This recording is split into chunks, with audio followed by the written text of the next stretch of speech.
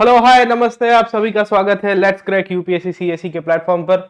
मेरा नाम है प्रतीक नायक और हम लोग पिछले क्लासेस के अंदर डिस्कस कर रहे थे एंशिएंट हिस्ट्री के बारे में, where we were talking about the Tamil Nadu board book, जहां हमने पिछले क्लास के अंदर डिस्कस किया था कि कैसे दी 750 टू 1000 के बीच में चालुक्यस, राष्ट्रकूट, गुर्जर प्रतिहारों के बीच में संघर्ष हुआ और उसी से ही कन्नौज ट्रायंगल की शुरुआत हुई। तो इन कंडीशंस के अंदर अगर आपको याद होगा तो एंशिएंट इंडिया का सबसे आखिर के पोर्शन के अंदर हम लोग डिस्कस कर रहे हैं और एंशिएंट इंडियन हिस्ट्री की पॉइंट ऑफ व्यू से अगर आप समझिए तो हमने आपको पिछले क्लासेस के अंदर काफी डेप्थ के अंदर पढ़ाया हुआ है कि कैसे कौन से पीरियड में बदलाव आ रहे हैं। ये बदलाव तक हमने पिछले क्लासेस के अंदर गुप्तास के बारे में डिस्कस किया था and we had discussed about the Guptas कि how the period from 320 to 550 CE is a period where the Gupta dynasty will be ruling। And उसके बाद हमने पोस्ट गुप्ता पीरियड के ऊपर डिस्कशन किया था। ये पोस्ट गुप्ता पीरियड के तहत ही हमने आपके साथ चर्चा की थी कि इसको 3 फेज में डिवाइड किया गया है। ये तीनों के तीनों फेजेस हमने नॉर्थ एंड साउथ के पॉइंट ऑफ व्यू से डिस्कस किए थे कि कैसे 550 से लेके 750 तक का जो पीरियड है, इस पीरियड के अंदर हर्षवर्धन का टाइम पीरियड आपको देखने को मिलेगा और हमने पिछले क्लास के अंदर हर्षवर्धन के बारे में बहुत विस्तृतपण से चर्चा की थी। इसके बाद 750 टू 1000 तक का पीरियड आया और 750 टू 1000 के अंदर हमने आपको बताया था कि कैसे कन्नौज को लेके ट्रायंगल बनता है और कन्नौज ट्रायंगल का आउटकम ये है कि 3 डायनेस्टीज फाइट करेगी, गुर्जर प्रतिहार, पाल और राष्ट्रकूट। इनके बारे में भी हमने चर्चा की थी। आखिर के अंदर हमने ये भी देखा कि कैसे 1000 से लेके 1200 तक का जो पीरियड है, इस पीरियड को राजपूत पीरियड के रूप में पहचानते हैं। आगे के क्लासेस के अंदर इसकी भी चर्चा करेंगे and we'll try to conclude this out as well। But यहां से ही एक फिनोमिना की शुरुआत होती है जिसे हम लोग कहते हैं फ्यूडलिज्म, और ये फ्यूडलिज्म के ऊपर हमने पिछले क्लासेस के अंदर डिस्कस किया था कि सामंतवादी व्यवस्था क्या होती है। तो मोटे मोटे तौर के ऊपर हमने आपको इतने पॉइंट्स के ऊपर चर्चा करवाई थी और आपको बताने की कोशिश की थी कि कैसे कैसे ट्रांजिशन हुआ। अब देखिए कि ये ट्रांजिशन के अंदर हमें ये देखना है कि the period between 600 to 750 and 750 to 900 is a very complicated period in Indian history sir। क्योंकि ऊपर जब हम लोग हर्षवर्धन को देख रहे थे तो हर्षा के कंटेम्पररी आपको 2 डायनेस्टीज भी हमने नीचे के टाइम के अंदर देखी थी। ये डायनेस्टीज में एक तो चालुक्यस आपको देखने को मिलते हैं साउथ इंडिया के अंदर सर, ओके, और चालुक्यस के साथ साथ हमें देखने को मिलते हैं कि इन्हीं के ही कंटेम्पररी पल्लव डायनेस्टी भी आपको देखने को मिलेगी जो कांची से रूल कर रहे थे। और आज के क्लास के अंदर हम लोग ये कांची के पल्लवास के ऊपर भी थोड़ी बहुत चर्चा करेंगे, पर उसके पहले हम लोग देखेंगे कि हर्षा के कंटेम्पररी चालुक्य जो वाटापी नाम की जगह से रूल कर रहे हैं या बादामी नाम की जगह से रूल कर रहे हैं, इनका हिस्ट्री कैसे डेवलप हुआ है, इनका ओरिजिन कैसे हुआ है और कहां से कहानी चलती है। तो आज हमारा क्लास में 2 टॉपिक होगा, एक तो चालुक्यस और दूसरा था पल्लवास। इन दोनों को समझेंगे, पर समझने से पहले अगर आप हमारे क्लासेस के अंदर लाइव जुड़ना चाहते हो यूट्यूब के अलावा, अगर आप कॉन्साइज कोर्सेज के सिवाय कॉम्प्रिहेंसिव कोर्सेज करना चाहते हो तो आप हमारे साथ जुड़िए on the Unacademy platform. We have got some fantastic results in the last 4 years, जहां हमारे पास ऑल इंडिया रैंक 3, 4, 5 पिछले साल भी थे, उसके अगले साल ऑल इंडिया रैंक 2 भी आपको मिलेंगे। बहुत ही फाइनेस्ट क्वालिटी ऑफ एजुकेटर्स हमारे पास अवेलेबल है। आपको लाइव क्लासेस मिलते हैं, मल्टीपल टाइम्स आप इंटरफेस को अटेंड कर पाओगे। मेन पार्ट ये है कि आप क्वेश्चंस पूछ पाओगे एजुकेटर को भी। अभी आपको 28 फरवरी यानी कि कल तक आपको ऑफर दी जा रही है। अगर आपने ये कोड यूज किया PN लाइव तो आपको 30% डिस्काउंट मिलेगा। इनफैक्ट ये बैच नई लॉन्च हो रही है जहां अनअकैडमी के टॉप एजुकेटर्स की लाइनअप इसके अंदर इंक्लूड है। मैं भी इनमें से एक एजुकेटर हूं और मैं आपको history, art and culture including history optional भी करवाऊंगा सर। तो आप में से जो भी लोग जुड़ना चाहते हो they can use this code PN live, आपको मैक्सिमम डिस्काउंट भी मिलेगा। बाकी हिंदी मीडियम के बैचेस हमारी शुरू हो रही है। लक्ष्य बैच 16 फरवरी से हो गई, आप इसको भी ज्वाइन करिए। कोड जरूर से यूज करिएगा PN live for maximum discount. In fact अभी आप लोगों को एक्सटेंशन ऑफर भी मिल रही है कि अगर आप 1 साल से अधिक का कॉम्बो सब्सक्रिप्शन ले रहे हो तो आपको 6 मंथ्स का एक्सटेंशन भी मिलेगा सर, ओके। तो आपको आइकॉनिक सब्सक्रिप्शन लो या प्लस सब्सक्रिप्शन लो, it is up to you, but I will suggest you कि you can use this code and you can get maximum discount as well. बाकी हमारी स्पेसिफिक प्रीलिम सेंट्रिक बैचेस भी है, for example एक Pathfinder करके batch है, आप इसमें भी ज्वाइन कर सकते हो। Other than this, you can also use the code for the 0% EMI facilities जो यहाँ पे हम लोग अवेलेबल करवा रहे हैं आपको। आप ये नंबर के ऊपर कॉल करिए, ये कोड के बारे में बताना और कहना कि हमें यूपीएससी का सब्सक्रिप्शन लेना है, हमारी ये क्वेरी है, EMI फैसिलिटीज अवेलेबल है कि नहीं है, तो आपको जरूर से हेल्प मिल जाएगी। बाकी आप हमारे साथ ऑफलाइन में जुड़ना चाहते हैं, we have got some fantastic lineup of teachers in the offline. Rajendra Nagar जहाँ पे यूपीएससी के मैक्सिमम कैंडिडेट्स तैयारी करते हैं, वहाँ पे भी आप सब्सक्रिप्शन ले सकते हो। इनफैक्ट वो ऑफलाइन के क्लासेस के साथ आपको ऑनलाइन भी मिलेगा। मतलब हमारे ऑफलाइन के टीचर्स के आप क्लास तो अटेंड कर सकते हो, बाकी ऑनलाइन में आप हमारे क्लासेस भी अटेंड कर सकते हो। इनफैक्ट आपको ऑफलाइन की कोई भी क्वेरी हो और ऑफलाइन में भी अगर आपको डिस्काउंट चाहिए तो आप ये कोड को यूज कर सकते हो, इसके थ्रू आपको काफी अच्छा इनफैक्ट है ना डिस्काउंट अवेलेबल हो जाएगा। तो 2024 के लिए we are starting off new batches, तो जरूर से जुड़िए। You can call on this number, हमारी टीम आपको हेल्प करेगी for any kind of subscription related issues as well. Other than this, आप यूपीएससी में बैकअप लेना चाहते हो तो EPFO is one of the finest options that is available right now. काफी लोग कहते हैं कि सर प्लान बी क्या करें, तो प्लान बी में एम्प्लॉय प्रोविडेंट फंड ऑर्गेनाइजेशन करके एक संस्था है जिसका आप प्लान बी यूज कर सकते हो। ये असिस्टेंट कमिश्नर की पोजीशंस पे आपको सीधे सीधे तौर के ऊपर रिक्रूट करती है। काफ़ी सालों के बाद इसकी रिक्रूटमेंट आई है, तो मैं ज़रूर से कहूँगा कि आप इसके अंदर भी तैयारी कर सकते हो अगर आपके अटेम्प्ट यूपीएससी के ख़त्म हो गए हो। इसमें भी आपको काफ़ी डिस्काउंटेड रेट्स में इनफैक्ट कोर्सेज अवेलेबल है। एंड टेस्ट सीरीज अगर आपको ज्वाइन करना है तो टेस्ट सीरीज भी ज्वाइन करिए। टेस्ट सीरीज प्रीलिम्स के लिए स्पेसिफिक है, मेंस की भी है। You can use either of the test series for your preparation as well. खैर चलते हैं आगे और देखते हैं कि चालुक्यज और पल्लवास की कहानी कहाँ से कहाँ चलती है सर। ओके, तो पिछले क्लासेस के अंदर मैंने आपको बताया था कि जब नॉर्थ इंडिया के अंदर हर्षवर्धन रूल कर रहा है, ये हर्षा के कंटेम्पररी पीरियड के अंदर हमें ये देखने को मिलेगा कि नीचे साउथ इंडिया के अंदर हमें वाटापी के अंदर एक डायनेस्टी देखने को मिलती है जिसका नाम है चालुक्य डायनेस्टी। ये चालुक्य 3 फेजेस में आता है, याद रखना sir. Okay, the Chalukyas will be developing into 3 phases. One is the Vatapi Chalukyas, इन्हीं की ही एक ब्रांच होगी जिसे हम लोग कहते हैं ईस्टर्न चालुक्यस। पुलकेशिन 2 करके एक राजा था जिसका भाई हमें देखने को मिलता है जिनका नाम था विष्णुवर्धन। इन्होंने ईस्टर्न चालुक्यस की नींव रखी थी, खास करके आंध्र के अंदर। इसको वेंगी चालुक्यस भी कहते हैं। ये वेंगी चालुक्यस ऑफशूट से वेस्टर्न चालुक्यस के है ना, तो हमें ये भी पता होना चाहिए। और इन्हीं के ही कंटेम्पररी आपको पल्लवास देखने को मिलेंगे जो आज के कांची में रूल किया करते थे। So we will see that इस बेसिस के रूप में द पीरियड फ्रॉम 550 टू 700 या 600 टू लेके 750 की कहानी अगर मैं आपको बोलता हूं, तो ऊपर नॉर्थ इंडिया में जब हर्षवर्धन रूल कर रहा था तो हर्षवर्धन के कंटेम्पररी पीरियड के अंदर ये चालुक्यस और पल्लवास साउथ इंडिया के यानी कि दक्षिण भारत में शासन कर रहे थे। हमें पहली चीज तो ये क्लियर हो जानी चाहिए। So contemporary to Harsha the south Indian dynasties like the Pallavas and the Chalukyas used to be exist at that time. In fact Harsha के समय के कुछ ऑथर्स तो वहां तक कहते हैं कि उन्होंने पल्लवों के साथ भी लड़ाई की थी। खैर पल्लवों के साथ लड़ाई कितनी हद तक सक्सेसफुल रही थी या कॉन्फ्लिक्ट कैसे हुआ था उसको लेके काफी सारी दुविधाएं है, बट हमें ये मिलेगा कि ये चालुक्यस और पल्लवा डायनेस्टी की दोनों की कहानी हमें पता होनी चाहिए। तो हम पहले सोर्सेस को देखेंगे, समझेंगे चालुक्य डायनेस्टी में कौन से राजा है, फिर एडमिनिस्ट्रेशन के ऊपर जाएंगे, समझने की कोशिश करें और लास्ट में इनका लिटरेचर के ऊपर चले जाएंगे।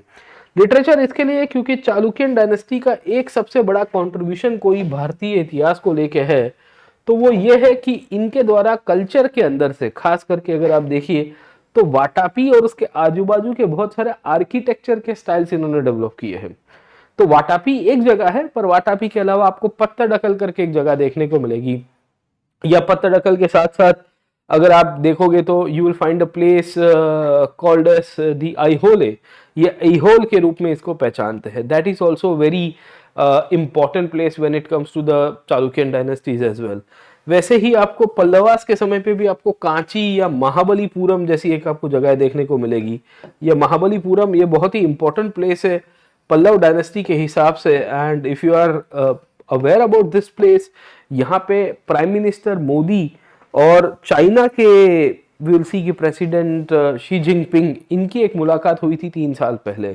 तो एक इनफॉर्मल समिट की शुरुआत हुई थी भारत और चीन के बीच में, उसमें ये महाबलीपुरम समिट को लेके भी काफी चर्चाएं हुई है। तो मोटे मोटे तौर के ऊपर हम ये देखने की कोशिश करेंगे कि इन जगहों का क्या इंपॉर्टेंस है और सबसे पहले देखने की कोशिश करते हैं कि कैसे डेवलपमेंट हुआ सर। ठीक है, तो नॉर्थ इंडिया में जब हर्षवर्धन और उसके आजू बाजू के पीरियड के समय पे जब संघर्ष चल रहा था, जहां हमें ये देखने को मिलता है कि हर्षा के डिक्लाइन और कन्नौज को लेके जब लड़ाइयां चल रही थी, इस पीरियड के समय पे दक्षिण भारत के अंदर चालुक्यज और पल्लव डायनेस्टी का ओरिजिन होता है। And this is how the Chalukyas of Badami, Badami का ही दूसरा नाम हमें देखने को मिलता है कि वाटाबी के रूप में पहचानते हैं, और पल्लवाज ऑफ कांची, इन दोनों का ग्रोथ होता है। याद रखिएगा, इन दोनों का कंट्रीब्यूशन पॉलिटिकल हिस्ट्री से तो बहुत सिग्निफिकेंट है, क्योंकि ये दोनों के दोनों अंदर और अंदर भी लड़ाई किया करते थे। So they had a conflict among themselves and there was a bloody conflict between the Chalukyas and the Pallav dynasty। इसके ऊपर तो हम चर्चा करेंगे ही, बट हमें ये भी देखना चाहिए कि ये वो दौर था जहाँ पे कल्चर और लिटरेचर का भी काफी सारा डेवलपमेंट आपको यहाँ से मिलेगा। ये कल्चर लिटरेचर के अंदर Dravida style of architecture, Vesara style of architecture का डेवलपमेंट, कन्नड़ लिटरेचर का डेवलपमेंट, कन्नड़ जो नहीं पर बेसिकली तमिल लिटरेचर का डेवलपमेंट, भक्ति मूवमेंट की शुरुआत जहां आपको अलवर जैसे संप्रदायों का डेवलपमेंट मिल जाता है। तो बहुत सारी चीजें हमें यहाँ से देखने को मिलती है कि जहां आर्ट, कल्चर, लिटरेचर का डेवलपमेंट होगा। और मेन तो भक्ति मूवमेंट, जो साउथ इंडिया का भक्ति मूवमेंट है, वो भी इसी पीरियड के अंदर निकल के आया। तो जहां नॉर्थ इंडिया के हिस्टोरियंस या नॉर्थ इंडिया के पॉइंट ऑफ व्यू से काफी लोगों का मानना था कि ये पीरियड एक फ्यूडलिज्म का पीरियड है, कुछ हिस्टोरियंस का ये भी मानना है कि this is a period of art and cultural progress of ancient India. Sir okay, art and cultural progress of ancient India का मतलब ये है कि भाई उत्तर भारत के पर्सपेक्टिव से हम ये कह सकते हैं कि सामंती राजाओं का उद्भव होना शुरू हो गया था। पर दक्षिण भारतीय इतिहास से अगर आप समझिए तो इसको ये कहा जाएगा कि भाई ये तो सांस्कृतिक रूप से बहुत ही प्रगतिशील विकास हो रहा है। इस पीरियड के समय पे जो प्रकार का कल्चरल डेवलपमेंट हुआ, ये कल्चरल डेवलपमेंट शायद ही आपको उत्तर भारत के अंदर देखने को मिलता। तो हर्षा और हर्षा के बाद का जस्ट सक्सीडिंग पीरियड है जो 1000 को प्रीसीड करता है, इस पीरियड के समय पे ये 300 साल के अंदर फ्यूडलिज्म की डिबेट को लेके काफी चर्चाएं हैं। आज हमको इस क्लास को ये भी पर्सपेक्टिव से देखना है कि क्या सच्ची में फ्यूडलिज्म था, क्योंकि अगर फ्यूडलिज्म होता भी, if there had been a feudalism, तो फ्यूडलिज्म की पॉइंट ऑफ व्यू से वी विल सी दैट यहाँ तो आपको चीजें नहीं मिल रही है, we are not getting the things around over here. क्योंकि in south India the cultural progress, the art progress, the development of literature, the bhakti movement, temple architecture, sculpture development, हर एक चीज आपको मिलेगी। तो आप कैसे कह सकते हो कि ये जो पीरियड है या ये जो दौर है, ये फ्यूडलिज्म के दौर के रूप में कंसिडर किया जा सकता है। सर खैर, तो इस बेसिस के रूप में हमें यह देखने को मिलता है कि चालुक्यन डायनेस्टी का ओरिजिन हुआ।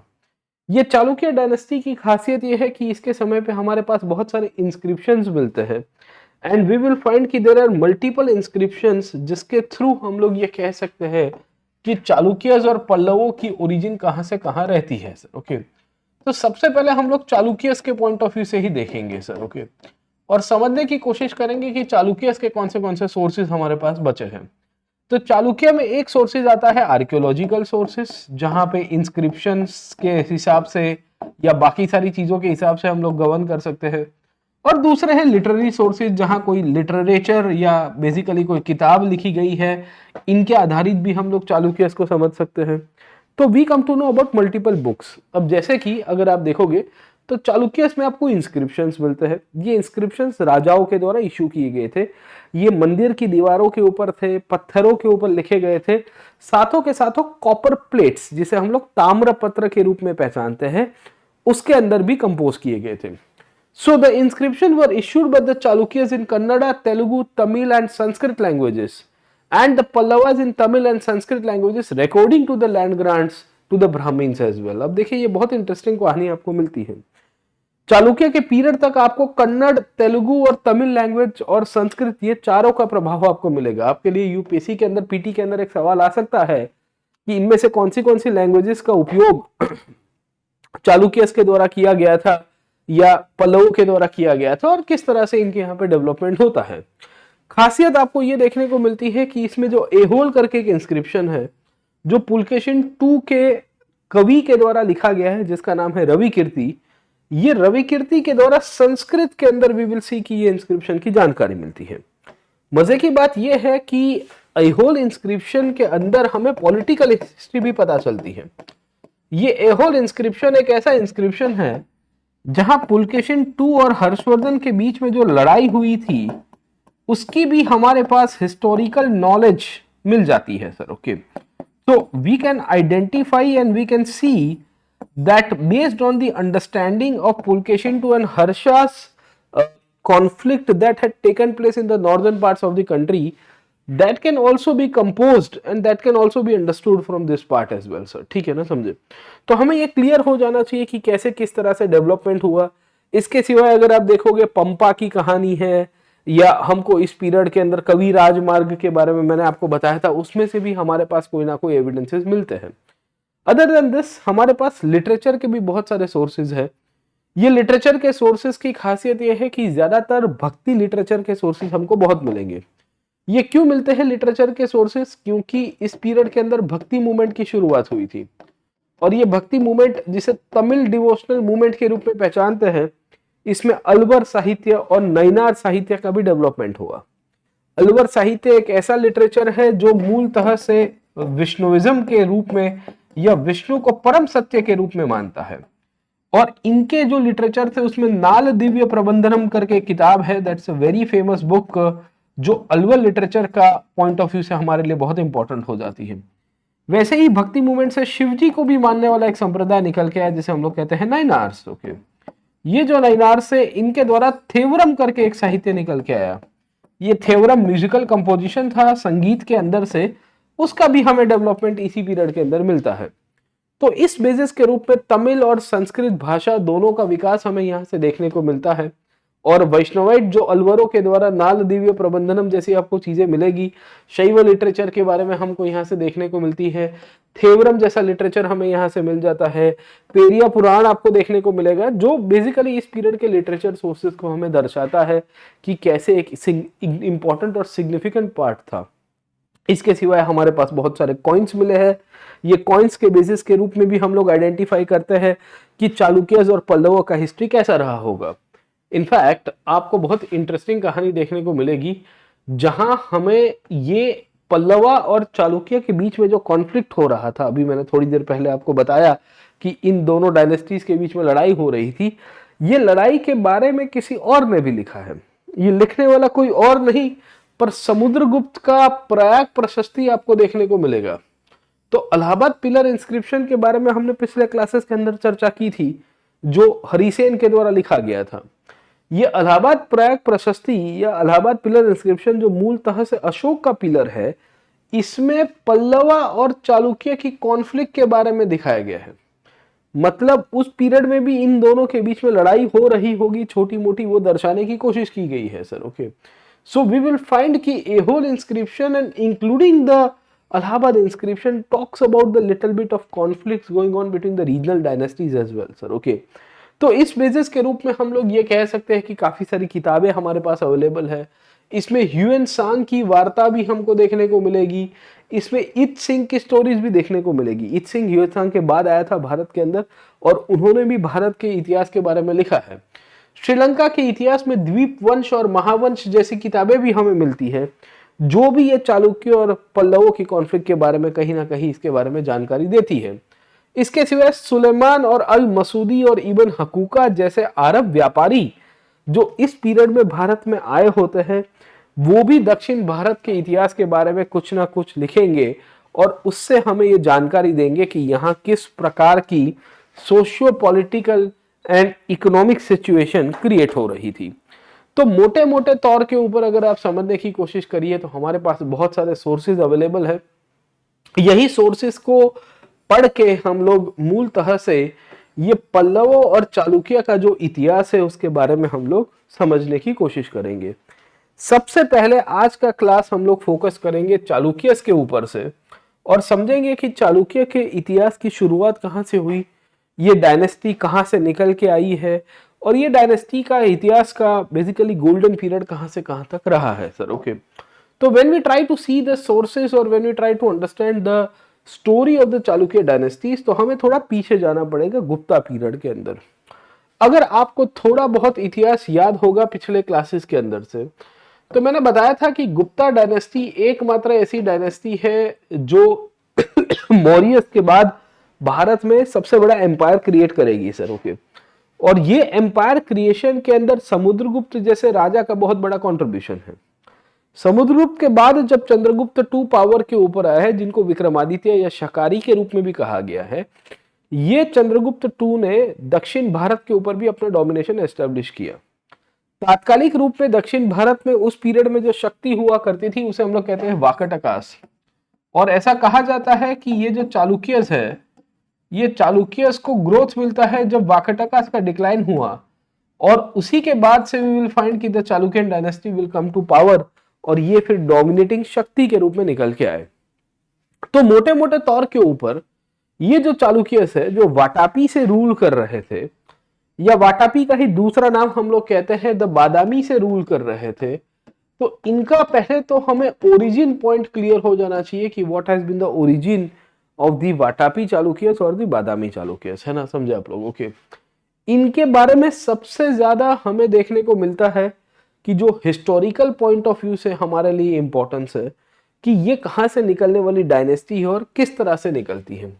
तो दक्षिण भारत में वाकाटकास, और वाकाटकास के साथ साथ नीचे आपको कदम्ब डायनेस्टी देखने को मिलेगी। ये कदम्ब डायनेस्टी अगर आप देखोगे तो आज के मैसूर वाले रीजन में रूल किया करती थी। ये चालुक्यस के लिए हम लोग जब पहचानते हैं तो चालुक्यस के लिए सबसे सिग्निफिकेंट यही है कि ये कदम्ब से इंडिपेंडेंट होके निकल के आए थे। ये कदम्ब डायनेस्टी वो डायनेस्टी थी जिसके ऊपर समुद्रगुप्त और later on we will see कि चंद्रगुप्त टू ने अपना डोमिनेशन एस्टैब्लिश किया था। चंद्रगुप्त टू ने इनके साथ मैट्रिमोनियल रिलेशंस बना के अपने आप को और मजबूत भी करने की कोशिश की थी, ऐसी भी हमने पिछले क्लासेस के अंदर चर्चा की थी। तो ये जो कदम है, ये कदम कमजोर हुए गुप्ता पीरियड के बाद, मतलब समवेयर अराउंड 500 to 600 के ट्रांजिशन के पीरियड में, और 600 के आसपास का ही पीरियड था, 550-600 के आसपास का ही पीरियड था, तभी मौका मिलता है ये चालुक्यस को ग्रोथ का। और इस तरह से we will come to know कि the Chalukyan dynasty will come to power and then eventually we will see कि ये डोमिनेट करने की कोशिश करेंगे। चालुक्यस इनिशियली दो ब्रांच के अंदर निकल के आए। पहले आते हैं द चालुक्यस ऑफ वटापी या बादामी, और लेटर ऑन आपको देखने को मिलेंगे चालुक्यस ऑफ कल्याणी। ये कल्याणी मूल तरह से कर्नाटका वाले रीजन से ही निकल के आएंगे। इनफैक्ट चालुक्यस को अगर हम लोग देखने की कोशिश करेंगे इनकी ब्रांचेस को, तो इनकी ब्रांचेस हम लोग को टोटल ऐसे 3 देखने को मिलती हैं। सबसे पहले वाटापी चालुक्यस सबसे ओल्डेस्ट में हुआ करते थे, या इनको बादामी चालुक्यस के रूप में भी पहचानते हैं। इन्हीं के लिए शब्द यूज किया गया है वेस्टर्न चालुक्यस। क्या शब्द यूज किया गया है? Western Chalukyas as well, sir. Okay. And we will find from the Vatapi Chalukya and Badami Chalukya there emerge a branch called as the Vengi Chalukyas. ये वेंगी चालुक्यस अगर आप समझने की कोशिश करिए तो ये आज के आंध्र प्रदेश के अंदर निकल के आए हैं, और इसके लिए इनको वेस्टर्न की जगह ईस्टर्न चालुक्यस के रूप में भी पहचानते हैं। इसके सिवाय हमें एक और डायनेस्टी देखने को मिलेगी जिसे हम लोग कहते हैं कल्याणी चालुक्यस। ये कल्याणी चालुक्यस पहले छोटी डायनेस्टी के रूप में थे, बट जब वदावी चालुक्यस का डिक्लाइन हुआ तो फिर Kalyani Chalukyas became the sole independent dynasty of the Chalukyas that came into the picture somewhere in the late 10th and the 11th centuries. आपने विक्रमादित्य करके एक राजा का नाम सुना होगा। You might have heard the name called as King Vikramaditya. Vikramaditya 6 करके एक राजा थे जिन्होंने अपने आप को डोमिनेट किया था।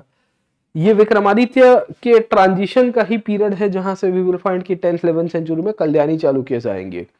इनिशियल पीरियड के अंदर वाटापी चालुक्यस और वाटापी से ही इंडिपेंडेंट हुए वेंगी चालुक्यस आपको मिलेंगे। ये वाटापी चालुक्यस की शुरुआत पुलकेशिन 1 के द्वारा की जाती है।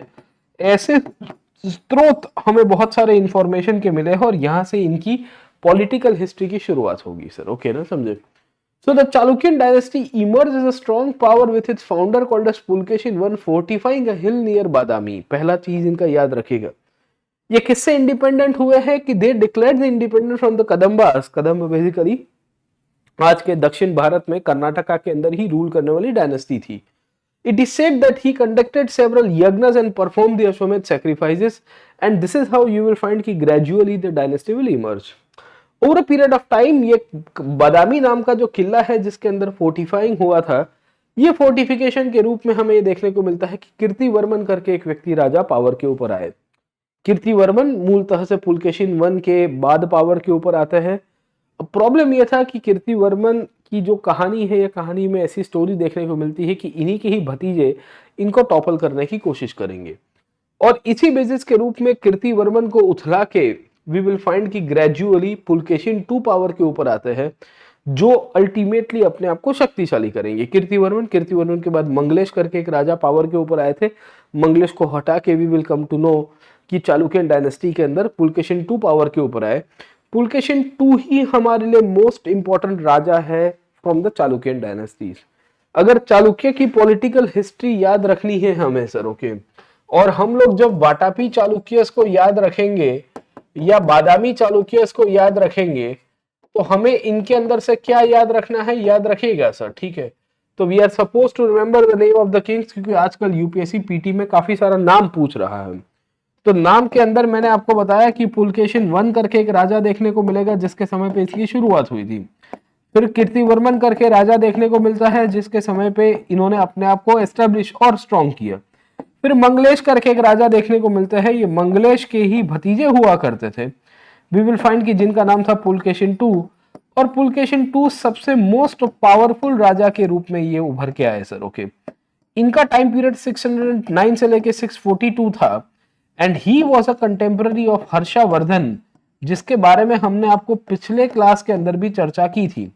क्योंकि हर्षा को हराने वाला कोई व्यक्ति था तो वो कौन था, वो पुलकेशिन टू ही थे, जिन्होंने साउथ इंडिया के अंदर हर्षा की एंट्री को रोका और नॉर्थ इंडिया के अंदर हर्षा का जो सिंगल हैंडेड दबदबा था उसको भी कहीं ना कहीं खत्म करने की कोशिश की सर, ओके। तो मोटे मोटे तौर के ऊपर अगर आप समझने की कोशिश करिए तो we need to understand the history of the political sources, और यहां से ही हम लोग देखेंगे कि किस तरह से पुलकेशिन टू अपने आप को डोमिनेट करते हैं।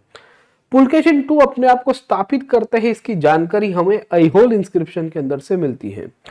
आईहोल इंस्क्रिप्शन की इंपॉर्टेंस ये है कि पुलकेशिन टू के ही वी विल सी कि एक राजकवि हुआ करते थे जिनका नाम था दी रवि कीर्ति। ये रवि कीर्ति के द्वारा दिया गया है। अब ये रवि कीर्ति कौन थे सर, ओके। तो Ravikirti was a poet, he was a poet. पहले के टाइम के अंदर राजा रजवाड़ों को अगर आपने देखा होगा तो अपने दरबार में कविराजों को, संगीतकारों को, नृत्यकारों को अपने यहाँ पे पैट्रोनेज देंगे, आर्टिस्ट को सादी भाषा में, उसमें अलग अलग फील्ड के आर्टिस्ट को अपने वहां पे आश्रय देने की प्रथा थी। ये प्रथा के तहत पुलकेशिन टू ने वी विल फाइंड कि रवि कीर्ति जी को अपने यहाँ पे आश्रय दिया था। रवि कीर्ति की खासियत ये है कि ये जैन पोएट हुआ करते थे। कौन से पोएट थे? ये जैनिज्म को फॉलो करते थे। और इन्होंने वी विल सी कि एहोल के अंदर एक मंदिर आया है जिसका नाम है मेगुती मंदिर। ये मेगुती मंदिर के दीवार के ऊपर एक इंस्क्रिप्शन करवाया है। ये मंदिर भी जैनिज्म के साथ जुड़ा हुआ है, और इसमें इन्होंने संस्कृत के अंदर बताया है कि कैसे हमारे राजा पुलकेशिन टू सत्ता के ऊपर आए, कैसे पुलकेशिन टू ने हर्षवर्धन को दक्षिण में आने से रोका, और नर्मदा नदी के ऊपर जब इन दोनों के बीच में कॉन्फ्लिक्ट हुआ तो उसमें हर्षा की डिफीट हो गई या हर्षा को पराजित कर दिया गया। तो हमें ये क्लैरिटी होनी चाहिए और हमें ये कहानी क्लियर हो जानी चाहिए कि किस तरह से डेवलपमेंट हुआ। आईहोल इंस्क्रिप्शन के अंदर ही वी विल सी कि पुलकेशिन टू ने हर्षवर्धन को नर्मदा नदी के किनारे हराया है, इसके बारे में हमें इंफॉर्मेशन मिलती है। तो आपको पूछा जा सकता है कि consider the following, which of the following is correct about the Aihole inscription, why Aihole inscription is very much significant as well sir, ठीक है ना, समझे। तो ये कहानी आप देखिए, the Aihole inscription of Pulakeshin two, आपको शायद स्क्रीन पे ठीक दिख रहा होगा। The Meguti temple at Aihole in Karnataka stands on top of hill. On the eastern wall of this Jaina temple, a 19-line Sanskrit inscription dated to Shaka era 634. याद रखेगा कि ये शक संवत चल रहा था। शक संवत का मतलब क्या है सर? ठीक है कि ये लोगों ने जो कैलेंडर फॉलो कराया था, ये कैलेंडर को शक संवत कैलेंडर के रूप में कंसीडर किया गया है। The composer is a poet named Ravi Kirti. The inscription is a prashasti of the Chalukyas, especially the reigning king Pulkeshin II, referred at Satyasraya, the abode of the truth. It highlights the story of the dynasty defeating all his enemies, especially Harshavardhana. अगर आप देख रहे हो last line, तो उसमें Pulakeshin II की political conflict और victories को हाईलाइट कराया गया है। ये इंस्क्रिप्शन हमारे लिए काफी इंपॉर्टेंट है क्योंकि इसी से ही समझ में आता है कि राजा अपने आप को किस तरह से नाम दे रहा था, राजा अपने आप को किस तरह से पहचान दिलाने की कोशिश कर रहा है। यहाँ पे राजा अपने आप को कह रहा है कि मैं सत्यश्रय हूं। सत्यश्रय का मतलब क्या है कि I am the abode of the truth, मैं सच्चाई का देवता हूं, मैं एक ऐसा व्यक्ति हूं जिसके अंदर सच्चाई भर भर के है और मैं सच्चाई के रास्ते के ऊपर यह सच्चाई दिखाने की कोशिश कर रहा हूं पूरी दुनिया को। तो इन बेसिस के रूप में वी विल फाइंड कि ये होल इंस्क्रिप्शन हमारे लिए बहुत इंपॉर्टेंट है। पुलकेशिन II दक्षिण भारत का सबसे इंपॉर्टेंट राजा था, कंटेम्प्रेरी टू हर्षवर्धन। ऑलरेडी एक आध बार सवाल आ चुका है यूपीएससी के पीवाईक्यू में कि इनमें से कौन से राजा ने हर्षवर्धन की दक्षिण भारत के ऊपर जो आक्रमण हो रही थी उसको रोका। Which of the following kings stopped the invasion of Harsha on South India? दक्षिण भारत में हर्षवर्धन की जो आक्रमण हो रही थी इसको रोका कौन था वो? तो वो पुलकेशिन II ही था, जिसके बारे में हमें ये क्लियर कट इंफॉर्मेशन मिल रही है सर। ठीक है। So the kings of the Malwa, Kaling and the Eastern Deccan accepted his suzerainty. His victory over the Kadambas of the Banvasi, the Gangas over the Mysore are also not worthy of the note. However, his attempt to attack Kanchipuram was thwarted by Mahendravarman Pallava. In fact Pulakeshin II ने जब almost दक्षिण भारत को जीत लिया और दक्षिण भारत को जीतने के बाद पुलकेशिन II जैसे अलग अलग विस्तारों को डोमिनेट करने की कोशिश कर रहे थे, उस पीरियड में हमें ये देखने को मिल रहा है कि इनको तो बाकी सारे राजाओं ने तो स्वीकार लिया, बट जैसे ये पल्लवों के साथ लड़ने पहुंचे तो पल्लवों के साथ महेंद्र वर्मन करके एक राजा थे, महेंद्र वर्मन, याद रखेगा, महेंद्र वर्मन वन कहते हैं, इनके साथ इनकी लड़ाई हो गई और उसमें पल्लवों ने इनको रोक दिया कांची को तोड़ने से सर। ठीक है। नो डाउट महेंद्र वर्मन को काफी नुकसान होता है एंड वी विल फाइंड कि पुलकेशिन II जो थे वो पल्लवास को ऑलमोस्ट डिफीट कर देते हैं। पुलकेशिन II के लिए ऐसा कहते हैं कि पल्लव डायनेस्टी को वो खत्म करने के लिए चले थे, खैर पूरी तरह से खत्म नहीं कर पाए, पर पुलकेशिन II की जो पॉलिटिकल विक्ट्री है उसको वी विल फाइंड कि पल्लवास और चालुक्यस के दृष्टिकोण से देखने की आवश्यकता होगी। अब ये क्यों होगी उसके पीछे का कारण मैंने आपको बताया कि इन दोनों के बीच में अगले 200 साल तक वी विल सी कि एक ब्लडी वॉर्स की शुरुआत होगी, या मैं 100 साल तक तो कह ही सकता हूँ, 100 ईयर से अधिक पीरियड तक इनके बीच में ब्लडी वॉर होगा। तो नॉर्थ इंडिया में जब कन्नौज को लेकर लड़ाई चल रही थी, याद रखिएगा उत्तर भारत में हमने आपको पिछले क्लासेस के अंदर पढ़ाया था कि नॉर्थ इंडिया में कन्नौज को लेकर संघर्ष चल रहा था, गुर्जर प्रतिहार, पाल और राष्ट्रकूतों के बीच में संघर्ष चल रहा था। उसके कंटेम्पररी पीरियड में, based on that contemporary period, it was the Pallavas and the Chalukyas who were fighting in the southern India and they were having a conflict among themselves. समझ में आया कि नहीं है आपको sir? Okay. When the North Indian conflict over the Kannauj was going on, contemporary to that, the South Indian dynasties of the Chalukyas and the Pallavas were also conflicting with each other, sir, है ना? तो हमें एक थोड़ी brief idea रहना चाहिए, यहाँ से क्लैरिटी आपको मिलती रहती है and you should know that कि यहाँ से स्टोरी कैसे चलेगी सर। ठीक है।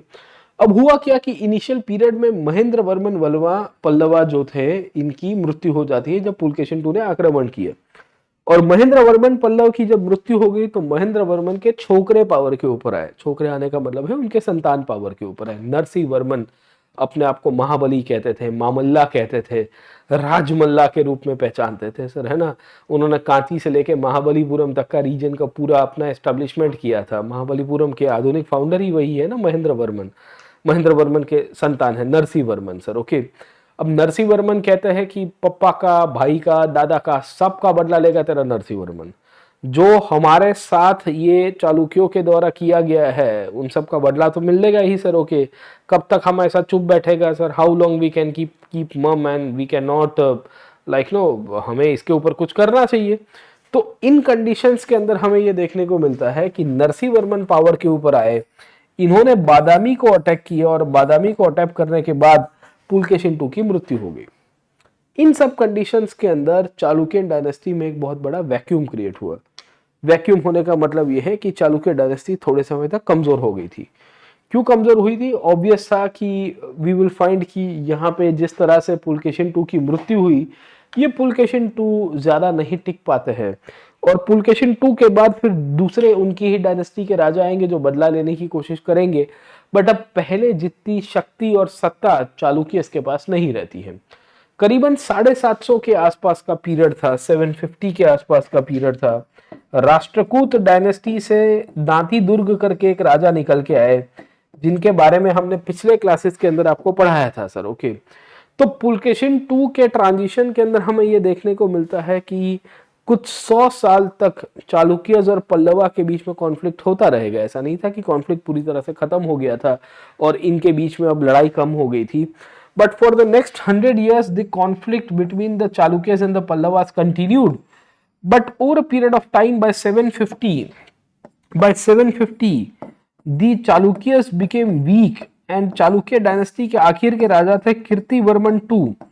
ये कीर्तिवर्मन टू को उथला के दांती दुर्ग, जो राष्ट्रकूट डायनेस्टी का राजा था, जिसने दक्खन के अंदर राष्ट्रकूटों की स्थापना की थी, वो पावर के ऊपर आता है सर। ठीक है ना, समझे? तो इनके ऊपर हमने पिछले क्लास में ऑलरेडी चर्चा कर दी है। हमने जब राष्ट्रकूटों को और पालों को और गुर्जर प्रतिहारों की कन्नौज की लड़ाई में पढ़ा था, तो उसमें we have already seen and already covered this part कि who was Dantidurga and how the history of Dantidurga had been seen sir. ठीक है, तो आज हम लोग उसके ऊपर नहीं जा रहे हैं। आज हम लोग सीधा सीधा फोकस ही ये कर रहे हैं कैसे कीर्तिवर्मन टू और दांती दुर्ग की कहानी कैसे चलती है और ये चालुक्य की स्टोरी किस तरह से चलेगी सर। खैर, तो चालुक्य पल्लवों के बीच में बहुत ब्लडी कॉन्फ्लिक्ट रही है। ये ब्लडी कॉन्फ्लिक्ट में कोई जीत नहीं पाया, क्योंकि ऑब्वियस था कि एक इसको मारेगा, दो जाके उसको मारेगा, फिर वो उसका सिटी तोड़ेगा, वो उसका सिटी तोड़ेगा। इनफैक्ट ये दोनों के दोनों राजा अब दूसरे को टाइटल दिया करते थे। कोई कहता था कि मैं वटापी कोंडा हूँ, कोई कहता है मैं कांची कोंडा हूँ, मैं कांची को जीता है इसके लिए मैं कांची कोंडा, कोई कहता है मैंने वटापी को जीता है तो मैं वटापी कोंडा हूँ। तो इस प्रकार के टाइटल्स आपको राजाओं के द्वारा लेने हुए दिखेंगे। But sir we will find कि that will not be beneficial in the long run, क्योंकि उसका परिणाम ये था कि इन दोनों डायनेस्टीज की संघर्ष में ही फिर इनकी जो सत्ता है वो चली जाती है या खत्म हो जाती है सर। खैर, तो कहानी हमने पिछले क्लास के अंदर ये देखी कि किस तरह से डेवलपमेंट हुआ। अब चालुक्य के अंदर हमें क्या क्या चीजें ध्यान रखनी है with respect to administration and how the story of the administration of the Chalukya takes place sir. ठीक है ना, समझे?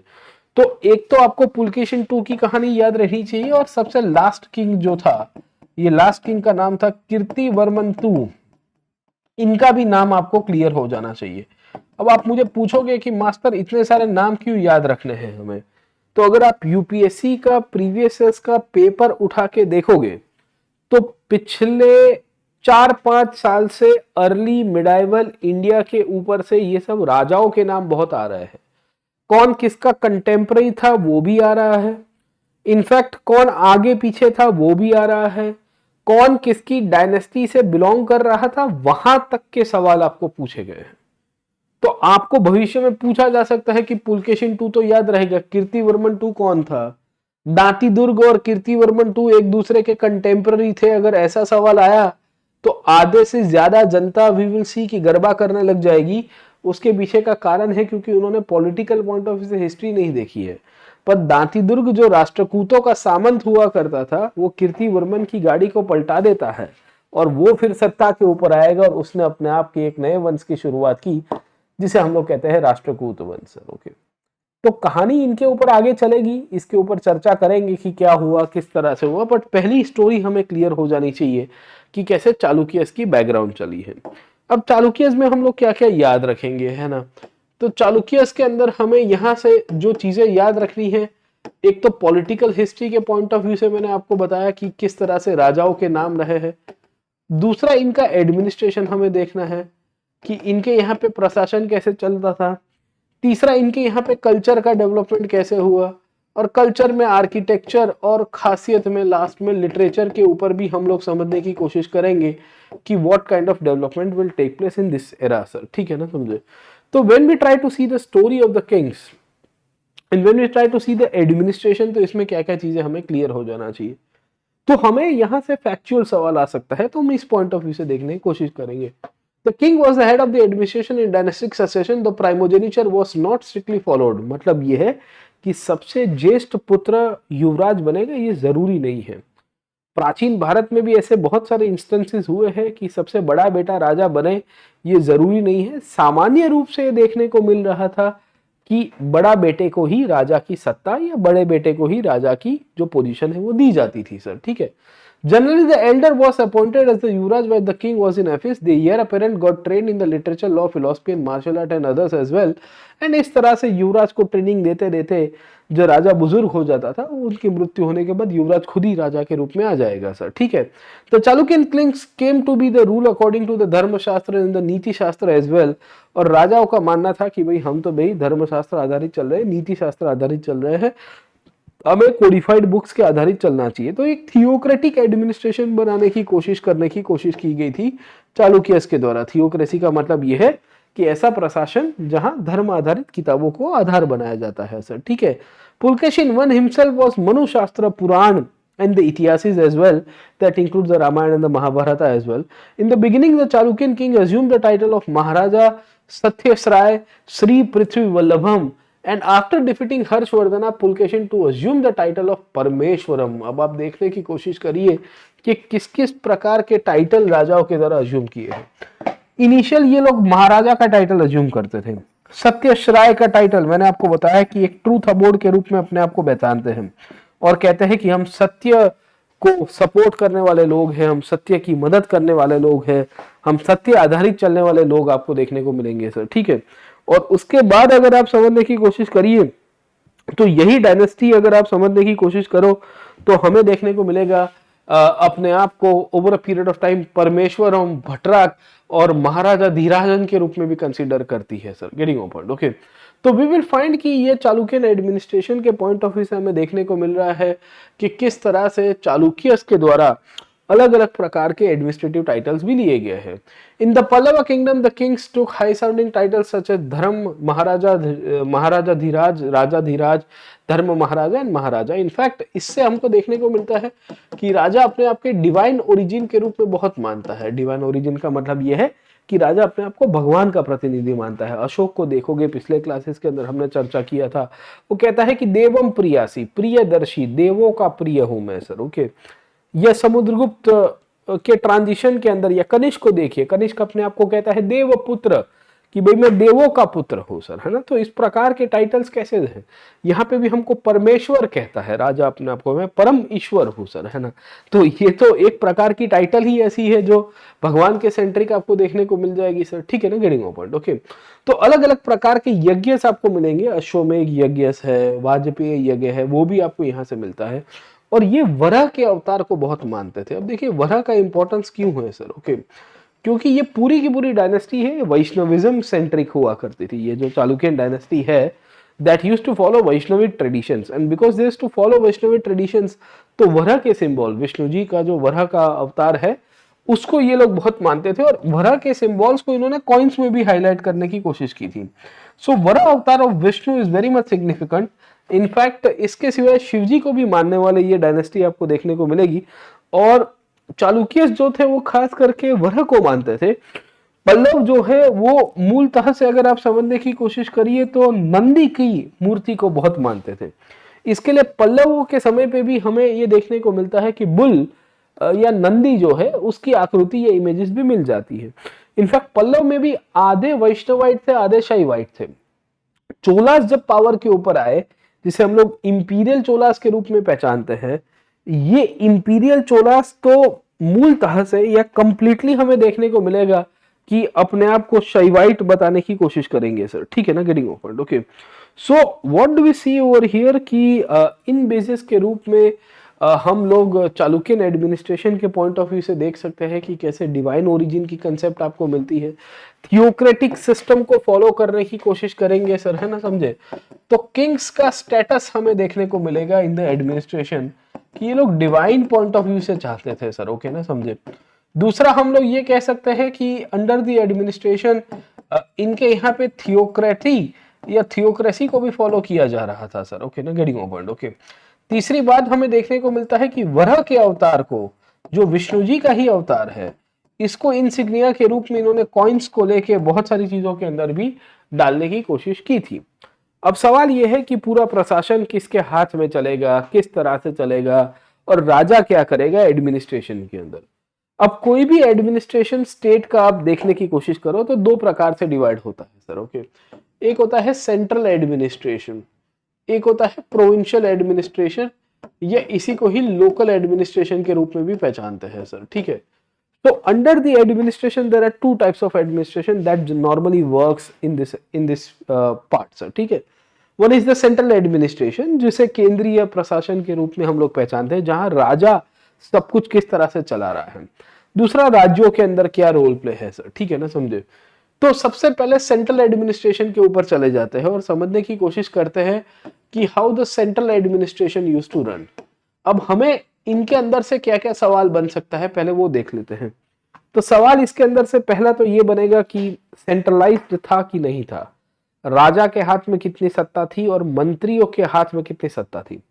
नॉर्मली ये होता है कि बिकॉज ये पीरियड ऐसा है जो सामंतवादी पीरियड के रूप में है, और बिकॉज ये सामंतवादी या फ्यूडलिस्टिक ऑर्डर के रूप में हम इसको पहचानते हैं, तो इसमें सेंट्रलाइज्ड एडमिनिस्ट्रेटिव सिस्टम बहुत ही कम देखने को मिलेगी, क्योंकि राजा को पावर शेयर करना पड़ेगा सर, ठीक है ना, समझे।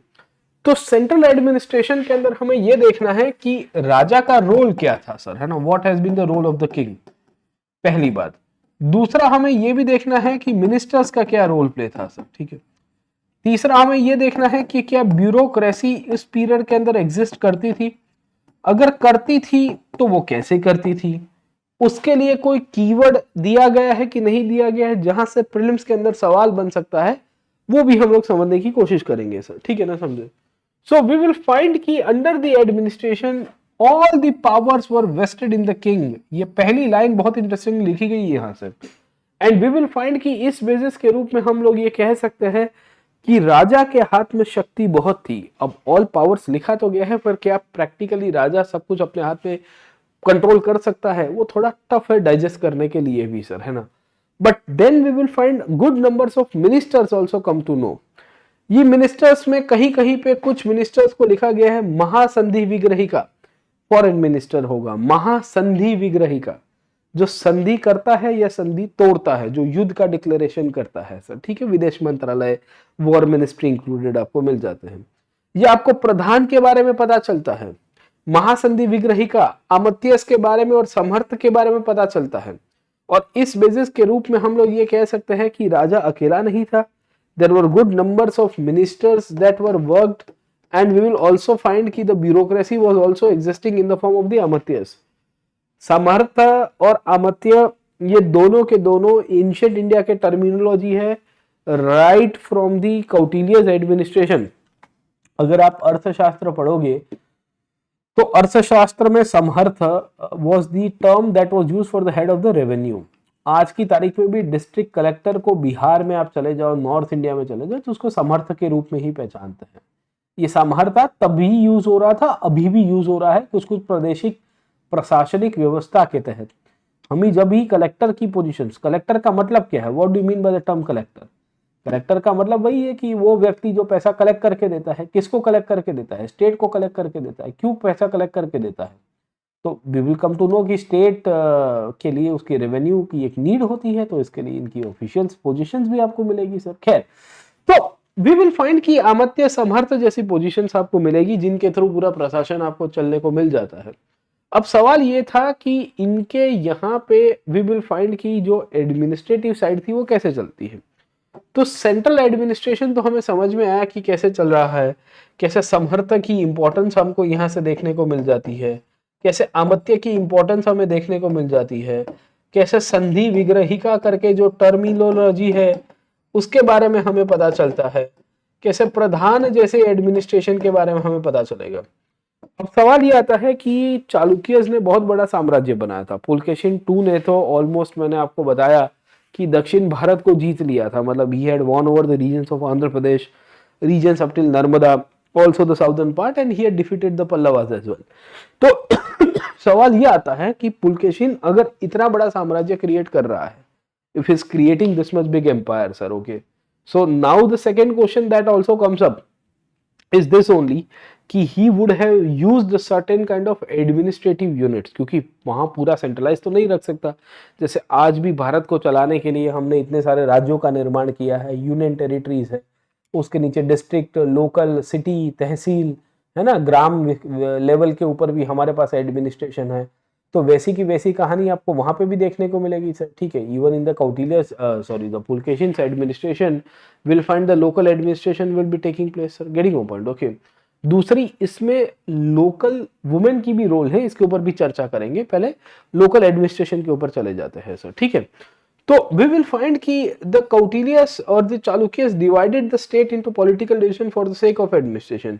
Wish, rashtra, nadu and gram sir, है ना, समझे। Please remember this hierarchy if they can ask you the administrative hierarchy of the Chalukyas period sir, ठीक है ना, समझे।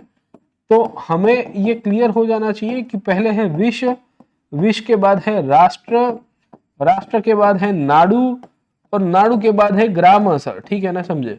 अब इन सब के लिए एक एक फंक्शनरीज आपको यहां से मिलेंगे। ये फंक्शनरीज की बदौलत वी विल फाइंड कि इनका पूरा एडमिनिस्ट्रेशन चलेगा। तो हमें क्लैरिटी रह जानी चाहिए कि क्या कहानी है। Vish, rashtra, nadu and gram, the epigraph speaks of the officials like vishapati, samanta, gramopatis and the mahattaras as well sir, ठीक है। इनफैक्ट ये महत्तरास बड़े बड़े विलेज हेडमैन हुआ करते थे, ऐसी भी कहानी आपको यहाँ से देखने को मिलेगी सर, ठीक है। Gramophis and the gramokas were the village officials and we will find कि samantas were the feudal lords exchanging their function for the control of the state as well. The विशपतिज exercise the power at the behest of the kings। मतलब आप समझने की कोशिश करिए कि जब जब हम लोग इनके एडमिनिस्ट्रेशन को देखते हैं, ये एडमिनिस्ट्रेशन के अंदर हमको अलग अलग ऑफिशियल्स देखने को मिलेंगे। ये ऑफिशियल्स के अंदर हमारे पास फंक्शनरीज है, ये फंक्शनरीज के भी क्या रोल प्ले थे, वहां से भी आपको सवाल पूछा जा सकता है कि which were the officials who were working in the Chalukyan administration. सामंत कौन हुआ करते थे? सामंत फ्यूडलिज्म के एडमिनिस्ट्रेशन है, तो उसमें सामंत उन्हीं को ही कहेंगे जो बेसिकली पावर शेयर करते हैं लोकल एरिया के अंदर और लैंड को कंट्रोल करके रखे हुए लोग हैं सर, ठीक है ना, समझे। So vishapatis exercise the power at the behest of the kings, the samantas were the feudal lords functioning under the control of the state, gramophis and the gramuktas were the village officials while the mahattaras were the village man, है ना, ये headman हुआ करते थे, prominent लोग थे, white house वाले लोग कहते हैं इनको गाँव के अंदर। आज की तारीख के अंदर अगर आप देखोगे तो इनको कहते हैं व्हाइट हाउस वाले लोग। व्हाइट हाउस का मतलब ये है कि ये वो लोग हैं जिनके हाथ में बड़ी बड़ी जागीरें, बड़ी बड़ी सत्ता हुआ करती है सर। खैर, तो ये पूरी कहानी हमें एडमिनिस्ट्रेशन के अंदर से हमको मिलेगी, खास करके प्रोविंशियल एडमिनिस्ट्रेशन के पॉइंट ऑफ व्यू से। अब कोई भी प्रोविंस होगा जो विश की जिसको पहचानते हैं सर, ठीक है ना, गेटिंग ओवर, ओके। तो समझ में ये आता है कि विश के ऊपर का जो राज्य है उसका गवर्नर कौन होगा। तो सामान्य रूप से हमें ये देखने को मिल रहा था कि गवर्नर्स की अपॉइंटमेंट युवराजों के रूप में राजा के द्वारा मिलेगी। So under the Chalukyan administration the sons were appointed as the provincial governors as well. ये वो लोग थे जो अपने आप को भी राजा का टाइटल देते थे। And many of the kings और many of the governors also call themselves as mahasamanta. महासामंता इसके लिए क्योंकि हो सकता है कि कोई भी एक राज्य है, कोई भी एक स्टेट है, ये स्टेट को बेसिकली चलाने वाला वहां का ही कोई स्थानिक राजा है जो बड़े राजा के अंडर में काम कर रहा है। जैसे पुलकेशिन II ने दक्षिण भारत के सब राजाओं को डिफीट तो किया पर सबको एग्जॉस्ट नहीं किया। हो सकता है कि उनके नीचे कोई छोटा राजा आएगा जिनको कह दिया जाएगा कि भाई तुम चलाओ एडमिनिस्ट्रेशन को, मैं तुम्हें महासामंत का टाइटल देता हूं, तुम मेरे लिए पैसा कलेक्ट करके दो, तुम मेरे लिए वहां का revenue, administration, law and order जो भी है वो सब चला के दो सर, ठीक है ना, समझे। तो सारी भाषा के अंदर अगर आप समझने की कोशिश करिए, वी विल फाइंड कि the provincial administration were run in a very significant way. In fact हमारे पास वो भी एविडेंसेस है कि प्रोविंशियल गवर्नर्स के रूप में राजाओं के संतानों की अपॉइंटमेंट तो होती थी, but even we will find कि रॉयल लेडीज की भी अपॉइंटमेंट हमको मिल जाएगी in the form of the provincial governor. अब देखिए कि एंशिएंट इंडिया के अंदर बहुत ही इंपॉर्टेंट टास्क मैं बता रहा हूं, वो है role of women in political history of ancient India. आप कभी किताब उठा के देखोगे तो कहीं पे भी स्त्रियों की शासक के रूप में प्राचीन भारत में किस प्रकार का कार्य लाया गया है उसके ऊपर कहीं समराइज वर्जन नहीं मिलेगा, यू विल नेवर फाइंड, है ना, वो बहुत ही टफ हो जाता है। बट उसको आप चैप्टर वाइज देखोगे तो गुप्ता पीरियड में आपको प्रभावती गुप्ता देखने को मिल जाएगी, या उसके बाद मिडिवल एरा में देखो तो रजिया आपको मिल जाती है, वैसे ही आपको चालुक्य डायनेस्टी के अंदर आपको एक क्वीन का नाम दिया गया है, वहां पे इनकी गवर्नर के रूप में अपॉइंटमेंट हुई थी। तो डेफिनेटली जब जब हम लोग चालुक्य को पढ़ेंगे तो हमें क्लैरिटी होनी चाहिए कि under the Chalukyan administration certain royal women were also included in the form of we will see की द गवर्नर्स एज वेल। तो इसमें एक विजय भटरिका करके एक नाम दिया गया चालुक्यन प्रिंसेस का, जो खुद के इंस्क्रिप्शंस भी इश्यूज करवा रही थी। और इसी बेसिस के रूप में जब हम लोग चालुक्यस की बात करते हैं तो चालुक्यस के अंदर हम लोग ये कह सकते हैं कि even the functionaries included the son and the daughter as the provincial governors. Getting a point? Okay, ये चीज हमारे लिए बहुत इंपॉर्टेंट है, क्योंकि यहां से आपका जब यूपीएससी का पीटी का सवाल आएगा तब आधे से ज्यादा लोगों को समझ में नहीं आएगा कि सर ये कैसे हो गया। क्योंकि नॉर्मली एंशिएंट इंडिया को लेके हमारी एक मान्यता ऐसी है कि सामान्य रूप से गुप्ता पीरियड या उसके पहले मतलब मौर्यस के बाद वाले पीरियड में एक ऐसी कंडीशन है जहां वुमेन की कंडीशन डिक्लाइन में ही है, और इसी के कारण इसको फ्यूडलिस्टिक पॉइंट ऑफ व्यू से भी लोग देखते हैं गुप्ता और पोस्ट गुप्ता पीरियड में। पर आज के कंटेम्प्ररी एविडेंसेस और रिसर्च के बेसिस के रूप में हमें यहां देखने को मिल रहा है कि even women were appointed as the governor.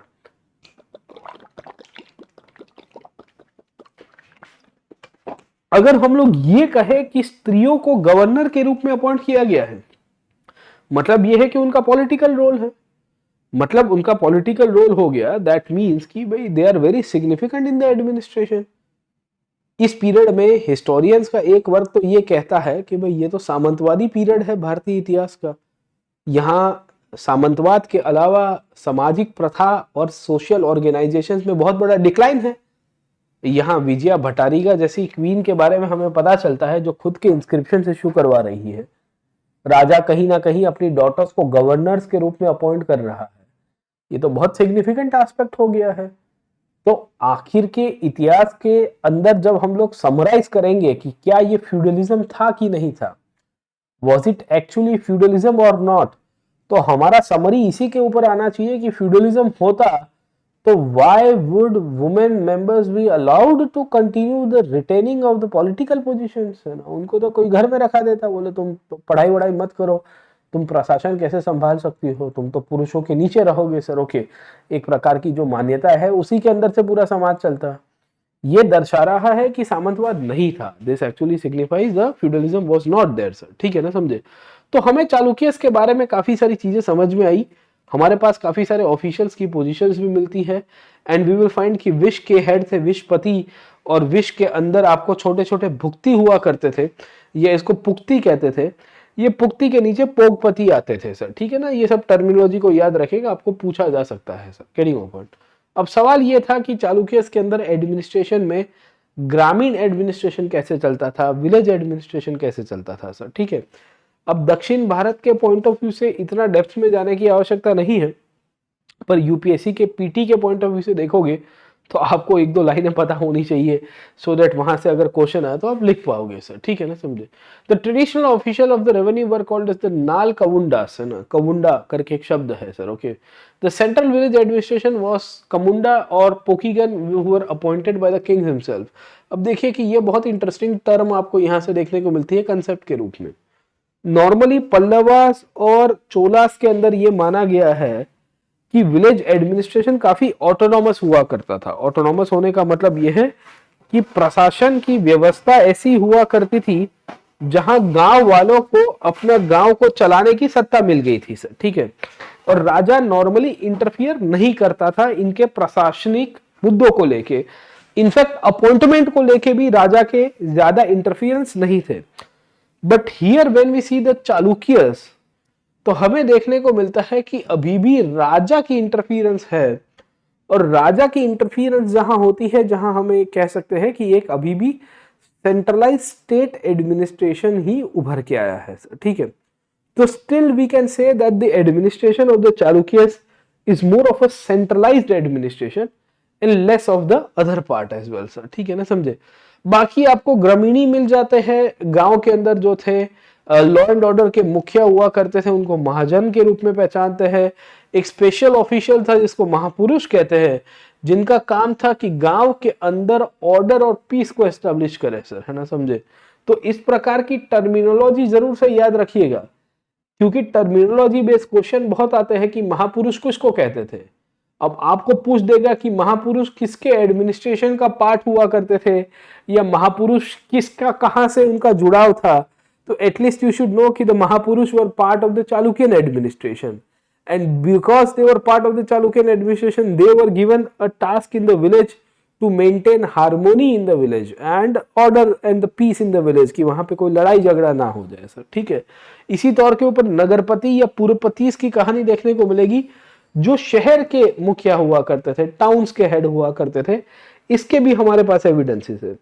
तो मोटे मोटे तौर के ऊपर जब जब हम लोग चालुक्य के एडमिनिस्ट्रेशन के बारे में देखेंगे तो हमें क्लैरिटी होनी चाहिए कि किस तरह से इनका एडमिनिस्ट्रेटिव सिस्टम चला है और विच वर दी ऑफिशियल्स जो विलेज के अंदर हुआ करते थे।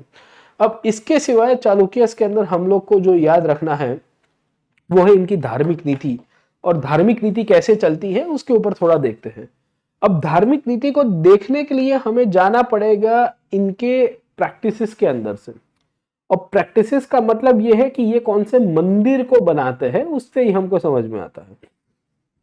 अब चालुक्यस में 3 जगह के ऊपर टेंपल आर्किटेक्चर सबसे ज्यादा बन गया है। एक बन गया है ऐहोल के अंदर या आईहोल के अंदर या आईहोले के अंदर सर, है ना, अलग अलग नाम है, प्रोनाउंसिएशन होता रहता है उसके अंदर। दूसरा आपको मिलता है वाटापी या बादामी नाम की जगह में, जो उनका कैपिटल भी हुआ करता था। First is Aihole, second is Vatapi और बादामी। तीसरा आपको देखने को मिलेगा वो है पत्तडकल नाम की जगह में। कहां पे? पत्तडकल। There are 3 places where we can say the administration and we can identify that the religious architecture has evolved. And when we study the whole history of the religious architecture of 3 places, one is Pattadakal, second is Aihole, and the third one is Vatapi, we can then come to the conclusion ki what kind of administration and what kind of religious policies were followed by the king. क्योंकि यहां पे Hinduism के भी temples थे, यहां पे Jainism के भी टेम्पल्स आपको मिल जाएंगे। So we will find temples belonging to Hinduism as well, we will also find temples belonging to Jainism at that time as well. So based on the temples of Hinduism and Jainism we can also come to this conclusion कि what kind of religious policies were followed, ठीक है।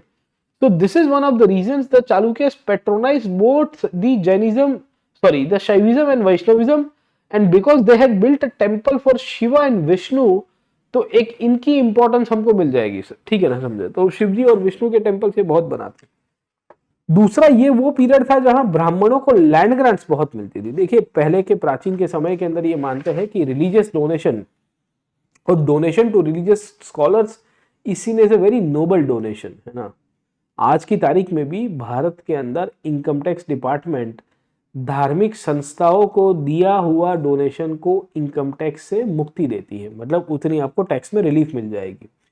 तो अगर आप 1.5 लाख रुपया कोई धार्मिक संस्था को दे रहे हो, 1.5 लाख रुपीस, है ना, तो 1.5 लाख रुपीस की आपकी इनकम में से डिडक्ट कर दिया जाएगा, और ओवरऑल आपकी जो ग्रॉस इनकम होगी उसमें से 1.5 लाख रुपया मान लिया जाएगा कि भाई तुमने रिलीजियस चैरिटी और डोनेशन किया है, तो वो इनकम के ऊपर हम कभी टैक्स नहीं लगाएंगे। ये सरकार आज भी ये करती है। आप देखोगे इनकम टैक्स एक्ट के अंदर, या आप में से बहुत सारे लोग जब IRS बनेंगे, या अगर आपने थोड़ी बहुत टैक्सेशन के बारे में अवेयरनेस है, मैं तो आशा रखूंगा ही कि आप UPSC एस्पायरेंट है, तो you will be aware about the taxation policies as well. But इसमें काफी इंटरेस्टिंगली इस ये बात को किया गया है।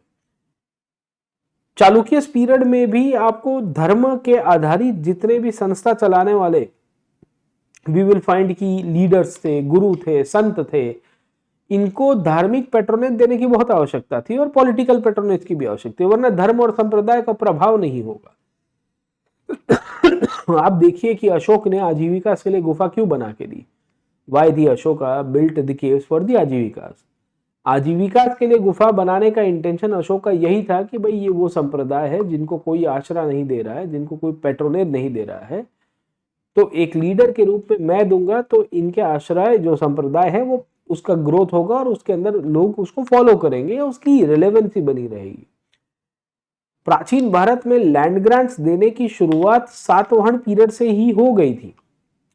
पर प्रॉपर सिस्टमेटिक लैंड ग्रांट्स देने की शुरुआत आपको गुप्ता पीरियड के अंदर से मिलती है, और गुप्ता तक आते आते बड़ी मात्रा में धार्मिक यानी कि रिलीजियस चैरिटीज के थ्रू जो लैंड ग्रांट्स दी जा रही थी उसकी संख्या बढ़ जाती है।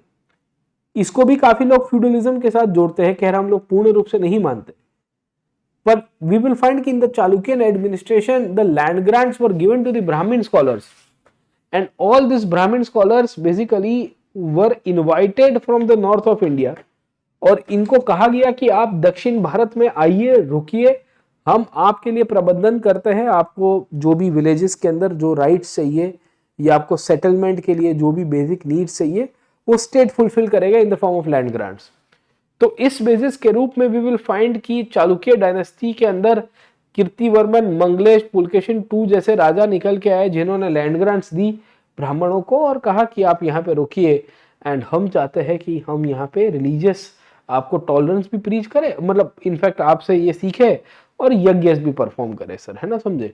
तो this is how you will find कि अलग अलग भगवानों को इन्होंने पूजा है, इन्होंने शिव जी के लिए यज्ञ किए हैं सर, है ना, तो अपने आप को परम महेश्वर के रूप में कहना, या कुछ राजा कार्तिकेय को वर्शिप कर रहे थे, कुछ कुछ राजाओं ने शिव जी की मोनेस्ट्रीज बनाई हैं सर, ओके। तो चालुक्य पीरियड में आपको काफी इंटरेस्टिंग कहानी देखने को मिलेगी, वेयर वी विल फाइंड कि हिंदू कम्युनिटी के जो ग्रुपिंग्स थे शैविज्म ब्राह्मणिज्म के लिए उनको काफी पेट्रोनेज दिया गया। अब इस दृष्टिकोण से देखोगे तो क्या चालुक्य का पीरियड जो है ये पीरियड में बुद्धिज्म और जैनिज्म का भी डेवलपमेंट हुआ था कि नहीं हुआ था? और नो डाउट बुद्धिज्म जैनिज्म अपनी पहले जितनी जो ग्लोरी है वो तो फॉलो नहीं कर रहे थे, उसका मतलब ये नहीं था कि बुद्धिज्म और जैनिज्म पूरी तरह से समाप्त हो चुके हैं। And this is one of the reasons will come to know कि चालुक्य ही पीरियड था जिनके पीरियड में जैनिज्म और जैन साधु संतों को भी पैटर्न दिया जाए। तो Chalukyas were an example of cultural tolerance and pluralism that were existing in ancient India. कि इन्होंने हिंदू खास करके शिवजी और विष्णु जी के डेडिकेटेड टेम्पल्स और उसके इंस्टीट्यूशंस को तो लैंड ग्रांट्स और पेट्रोनेट दिया।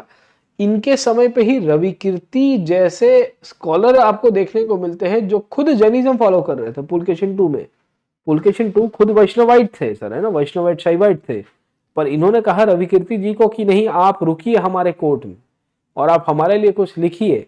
तो रविकीर्ति ने फिर पुलकेशिन II के लिए आईहोल इंस्क्रिप्शन कंपोज किया, वही आईहोल इंस्क्रिप्शन जिसमें हमें जानकारी मिलती है कि पुलकेशिन II कैसे पावर के ऊपर आए। आईहोल इंस्क्रिप्शन के थ्रू हमें ये भी नॉलेज मिला कि how the Pulakeshin II's we can say the work will be going on as well sir, ठीक है ना, समझे। So in the reign of Kirtivarman II over a period of time ये शुरुआत हुई ये पुलकेशिन II के समय पे रविकीर्ति की, एंड उसके बाद जो कीर्तिवर्मन II जो लास्ट किंग हुआ करते थे चालुक्यस के, इनके बारे में लिखा गया कि in the reign of Kirtivarman II Jain village official built a Jain temple in a place called as Anigiri as well sir, है ना, समझे। तो हमें ये देखने को मिलता है कि इनके पीरियड में जैनिज्म बहुत चल रहा था। The prince Krishna appointed Gunapatra as a Jain monk as his master as well, and this is how you will find कि इनके पीरियड में जैनिज्म का भी डेवलपमेंट है। ये जैनिज्म के साथ साथ बुद्धिज्म का भी डेवलपमेंट हमें यहाँ से देखने को मिलेगा। बुद्धिज्म के बारे में हमें किसने बताया? तो हमें बताते हैं Hiuen Tsang. Actually Hiuen Tsang travelled across the country. Hiuen Tsang Bharat के सब विस्तार ट्रैवल करके आए थे, north, south, east, west. So initially he stayed in the court of Harsha only sir, है ना, वो हर्षवर्धन के कोर्ट में ही रुके थे कुछ सालों तक। But after some years he actually started going for Bharat darshan. तो उन्होंने नालंदा और बुधा के रिलेटेड जो भी इंपॉर्टेंट प्लेसेस थी वहां ट्रैवल किया। उसके बाद ह्यूएनसांग चले गए over a period of time to other parts, और अदर पार्ट्स के अंदर वो भारत के गुजरात की तरफ आए, सेंट्रल इंडिया में आए। गुजरात में ऐसा कहते हैं कि वो वल्लभी की तरफ गए, और उसके बाद हर्षा और पुलकेशिन की जब लड़ाई हुई तो ह्यूएनसांग उसके बाद दक्षिण भारत में आए। तो दक्षिण भारत में आए तो उन्होंने वाटापी या बादामी के आजू बाजू वाले विस्तार में ट्रैवल किया। तब उन्हें पता चला कि यहाँ करीबन 5000 से ज्यादा बुद्धिस्ट फॉलोअर्स हीनयान और महायान संप्रदाय को फॉलो कर रहे थे, और यहाँ पे बोधि मोनेस्ट्रीज भी हुआ करती थी। मतलब ये है कि चालुक्यन डायनेस्टीज ने बेसिकली जो कल्चरल ट्रेडिशंस फॉलो किए हैं, ये कल्चरल ट्रेडिशंस में हम लोग ये कह सकते हैं कि एक प्रकार की लिबरल, बहुत ही कल्चरलिस्टिक, प्लुरलिस्टिक, एंड वी विल फाइंड की लेस डिस्क्रिमिनेटरी पॉलिसीज को अपनाया है। इसके थ्रू चालुक्यस को हम लोग एक दाद देंगे, हम ये कहेंगे कि भाई इनका कल्चरल प्रैक्टिसेस जो थी, रिलीजन में कोई भी प्रकार का डिस्क्रिमिनेशन हमको नहीं मिलता है सर, ठीक है ना, समझे। तो ये भी हमारे लिए इंपॉर्टेंट कहानी है जिसके थ्रू हम लोग ये कह सकते हैं। दूसरी, चालुक्यस की कंट्रीब्यूशन लिटरेचर के अंदर क्या है और एजुकेशन में क्या है। यार एजुकेशन में एक टॉपिक नालंदा वाला बाकी है, उसके ऊपर भी चर्चा करेंगे आगे क्लासेस के अंदर, पर हमें ये देखना है कि what has been the contribution to the of the Chalukyas in the literature and education, precisely how things have fared up sir, है ना, समझे। तो हमें ये देखने को मिलता है कि चालुक्यस ने संस्कृत, तेलुगु, तमिल और कन्नड़ा, है ना, संस्कृत, कन्नड़ा, तमिल एंड तेलुगु, खास करके संस्कृत कन्नड़ा का बहुत उपयोग किया है। वी विल ऑल्सो फाइंड कि कुछ कुछ तेलुगु भाषा का भी प्रभाव इनके यहाँ पे देखने को मिलेगा। द इश्यू इज कि इस पीरियड में ये सब लैंग्वेजेस का ग्रोथ हो रहा था। This is a period where we will come to know कि even this languages were growing up sir, है ना। तो प्रैक्टिकली हमें ये देखने को नहीं मिलता है पूर्ण रूप से कि ये जो लिटरेचर है वो कंप्लीट है, बट जरूर से हम लोग ये कह सकते हैं कि शुरुआती दौर के अंदर ये चालुक्यस ने संस्कृत का काफी उपयोग किया है, ठीक है। ये संस्कृत का उपयोग इन्होंने एक तो ऐहोल इंस्क्रिप्शन में किया, ये ऐहोल इंस्क्रिप्शन पुलकेशिन 2 के साथ जुड़ा हुआ है। दूसरा एक और इंस्क्रिप्शन हमें देखने को मिलता है जिसका नाम है महाकुदम इंस्क्रिप्शन, ओके। अब यूपीएससी है, शायद पूछ सकता है कि ऐहोल इंस्क्रिप्शन कहाँ पे आया हुआ है, महाकुदम इंस्क्रिप्शन कहाँ पे आया हुआ है, तो we should be clear about this part as well sir, ठीक है ना, गेटिंग ओके। दूसरी पार्ट हमें ये देखने को मिलती है कि चालुक्यस के समय पे कन्नड़ा लैंग्वेज का भी उपयोग होना शुरू हुआ था। ये कन्नड़ा को लोकल प्राकृत की भाषा के रूप में कंसिडर किया गया है। 7वीं शताब्दी का एक इंस्क्रिप्शन मिला है। तो इस बेसिस के रूप में हम लोग ये कह सकते हैं कि इनके यहाँ पे संस्कृत भाषा का भी प्रभाव रहा है और कन्नड़ लैंग्वेज का भी प्रभाव रहा है। ये दोनों हमारे लिए प्रोमिनेंट है। इसमें पुलकेशिन 2 का कोई सामंती राजा था। ये सामंती राजा ने सप्तवत्रम करके एक संस्कृत में ग्रामर वर्क भी ऑर्गेनाइज किया था। वैसे भी एविडेंसेस हमारे पास आज की तारीख में है।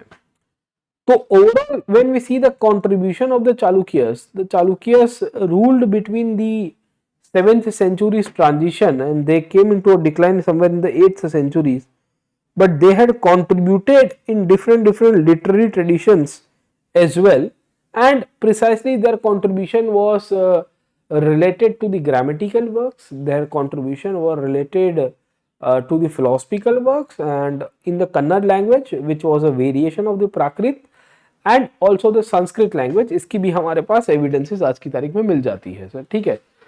तो पहली चीज हमें चालुक्यस के अंदर से क्लियर हो जानी चाहिए कि how the literature and education is significant sir, okay. अब चालुक्यस में हम लोग को मेनली याद क्या रखना है, what we are suppose to understand. तो चालुक्यस में जो याद रखने वाला पोर्शन है वो इनके रिलीजियस प्रैक्टिसेस के अंदर, तो हमने आपको समझा दिया कि what was the religious practices that the Chalukyas had adopted sir, ठीक है, कल्चर के अंदर। बट रिलीजन के साथ साथ Chalukyas are known for the architecture, और ये आर्किटेक्चर मूलतः से टेंपल आर्किटेक्चर के लिए जाना गया है। ये टेंपल आर्किटेक्चर को हम लोग वेसार स्टाइल ऑफ आर्किटेक्चर कहते हैं। क्या कहते हैं? वेसार। अब आप मुझे पूछोगे कि सर ये वेसार क्या है, तो गुप्ता पीरियड में एक आर्किटेक्चर का डेवलपमेंट हुआ था जिसे हम लोग कहते हैं the Nagara style of architecture. In the Gupta period there emerged a style of architecture called as Nagara architecture.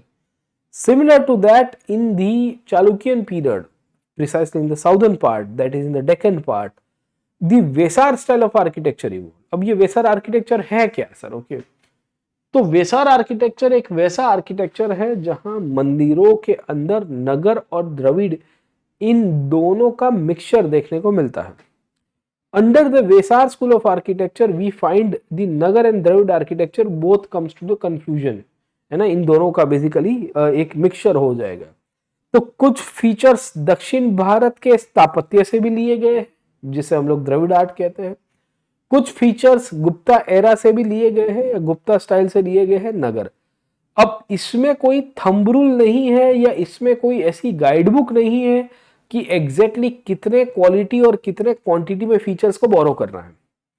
So the number of features might be varying, है ना, किसी में कुछ ज्यादा लिए है, किसी में कम लिया है, बट इनके द्वारा आर्किटेक्चर के अंदर काफी डेवलपमेंट हुआ था। एंड वी विल फाइंड कि the Chalukyan architecture is actually the architecture which is very important for us, क्योंकि इनके द्वारा कहीं कहीं पे गुफा बनती है और गुफा में से मंदिर भी बनेंगे सर, ठीक है। ये टेम्पल्स के अंदर we will come to know कि Vesara style of temple architecture आपको यहां से देखने को मिलेगा। इनके द्वारा टोटल 3 जगहों के ऊपर सबसे ज्यादा आर्किटेक्चर का डेवलपमेंट हुआ है। एक है ऐहोले, जहां से आपके मंदिर बहुत सारे आपको मिल जाएंगे, जहां से ही आपका ऐहोल इंस्क्रिप्शन, जहां रवि कीर्ति ने पुलकेशिन II के गुणगान भी गाए, वो भी मिलता है। ऐहोल के साथ साथ आपको देखने को मिलता है Pattadakal. Pattadakal Pattadakal is a place in Karnataka only, ये कर्नाटका का ही एक प्लेस है। और पत्तडकल के साथ साथ ऐहोल पत्तडकल के साथ साथ जो तीसरा आपको देखने को मिलेगा वो आपको मिल जाता है, that is with reference to Badami या वाटापी सर, है ना। बादामी या वाटापी ये दोनों के दोनों एक ही है, पर ये भी हमारे लिए बहुत ही प्रोमिनेंट प्लेस के रूप में मिल जाता है। हमको ये तीनों की तीनों जगहों के बारे में क्लैरिटी होनी चाहिए कि which are the 3 places where do we get the architecture style as well sir, ठीक है ना, समझे। अब किताब में क्या दिया गया है उसके ऊपर थोड़ा एनालिसिस करते हैं, फिर आगे चलेंगे सर, ठीक है। So the Chalukyan architecture in Deccan, they introduced the technique of building stone using soft sandstone as a medium of material. Very important part. In the Nagar art of North India, we will find some kind of bricks and red sandstone has been used. Gupta period के अंदर पत्थरों का उपयोग है, लाल माटी का पत्थर आपको ज्यादा देखने को मिलता है, कहीं कहीं पे आप देखोगे ब्रिक्स का भी उपयोग देखने को मिल जाएगा सर, ठीक है ना, समझे। बादामी की इंपॉर्टेंस ये है कि बादामी के अंदर आपको गुफा के अंदर मंदिर बनने शुरू हुए थे और उसके बाद स्ट्रक्चरल टेम्पल्स बनने शुरू हुए। मैंने अभी आपको थोड़ी देर पहले बताया कि इन्होंने गुफाओं के अंदर पहले मंदिर बनाए, मतलब दीवार कोई गुफा की एक, या मैं कहूंगा कि एक माउंटेन है, माउंटेन के अंदर आपने एक्सकेवेट करके वहां से पहले केव्स बनाई और वहां से बड़े बड़े टेम्पल्स बनने हुए। ये टेम्पल्स को कहते हैं स्ट्रक्चरल टेम्पल्स, है ना, जो मूलतः से अपने डिजाइन के ऊपर से खड़े रहे हैं। They are actually standing on their own with the help of the gravity and the technicalities जो कंस्ट्रक्शन के अंदर हमें देखने को मिलती है सर, ठीक है। तो कहानी के अंदर हम लोग ये कह सकते हैं कि the Deccan Chalukyas introduced the building where the sandstones were used as a medium. In Badami, 2 temples are dedicated to Vishnu. One is dedicated to Shiva and the Jaina Tirthankar as well. बादामी के अंदर आपको हिंदू और जैन दोनों गुफाओं के मंदिर आपको देखने को मिलेंगे। The temples are grouped into 2 parts, that is the excavated cave temple, मतलब एक पहाड़ है, पहाड़ के अंदर एक गुफा को काटा गया है और उसके अंदर से टेम्पल बना है। दूसरा, there are structural temples have also constructed at Badami. Structural temples का मतलब यह है कि वहां पे वी विल सी दैट सीधे सीधे जो मंदिर बने हैं वैसे भी आपको मिल जाएंगे सर, ठीक है ना। तो हमें ये क्लैरिटी होनी चाहिए कि Badami is known for this part जहां पे केव टेम्पल और स्ट्रक्चरल टेम्पल का मिक्सचर है। Pattadakal and Aihole are known for popular structural temples only, मतलब वहां पे सीधे सीधे मंदिर जो आज की तारीख में मिलते हैं वैसे मंदिर आपको मिल जाएंगे।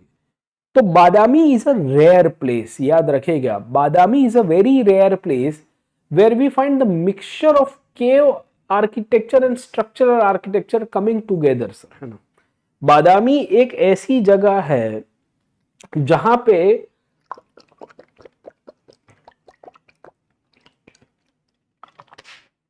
हम लोग ये कहेंगे कि केव आर्किटेक्चर और स्ट्रक्चरल आज के तारीख में जो इंडिपेंडेंट मंदिर बने इन दोनों का मिक्सचर मिल जाएगा सर, ठीक है। तो ये भी हमारे लिए एक बहुत ही सिग्निफिकेंट डेवलपमेंट है when it comes to the overall architectural styles and the architecture designs as well sir, ठीक है।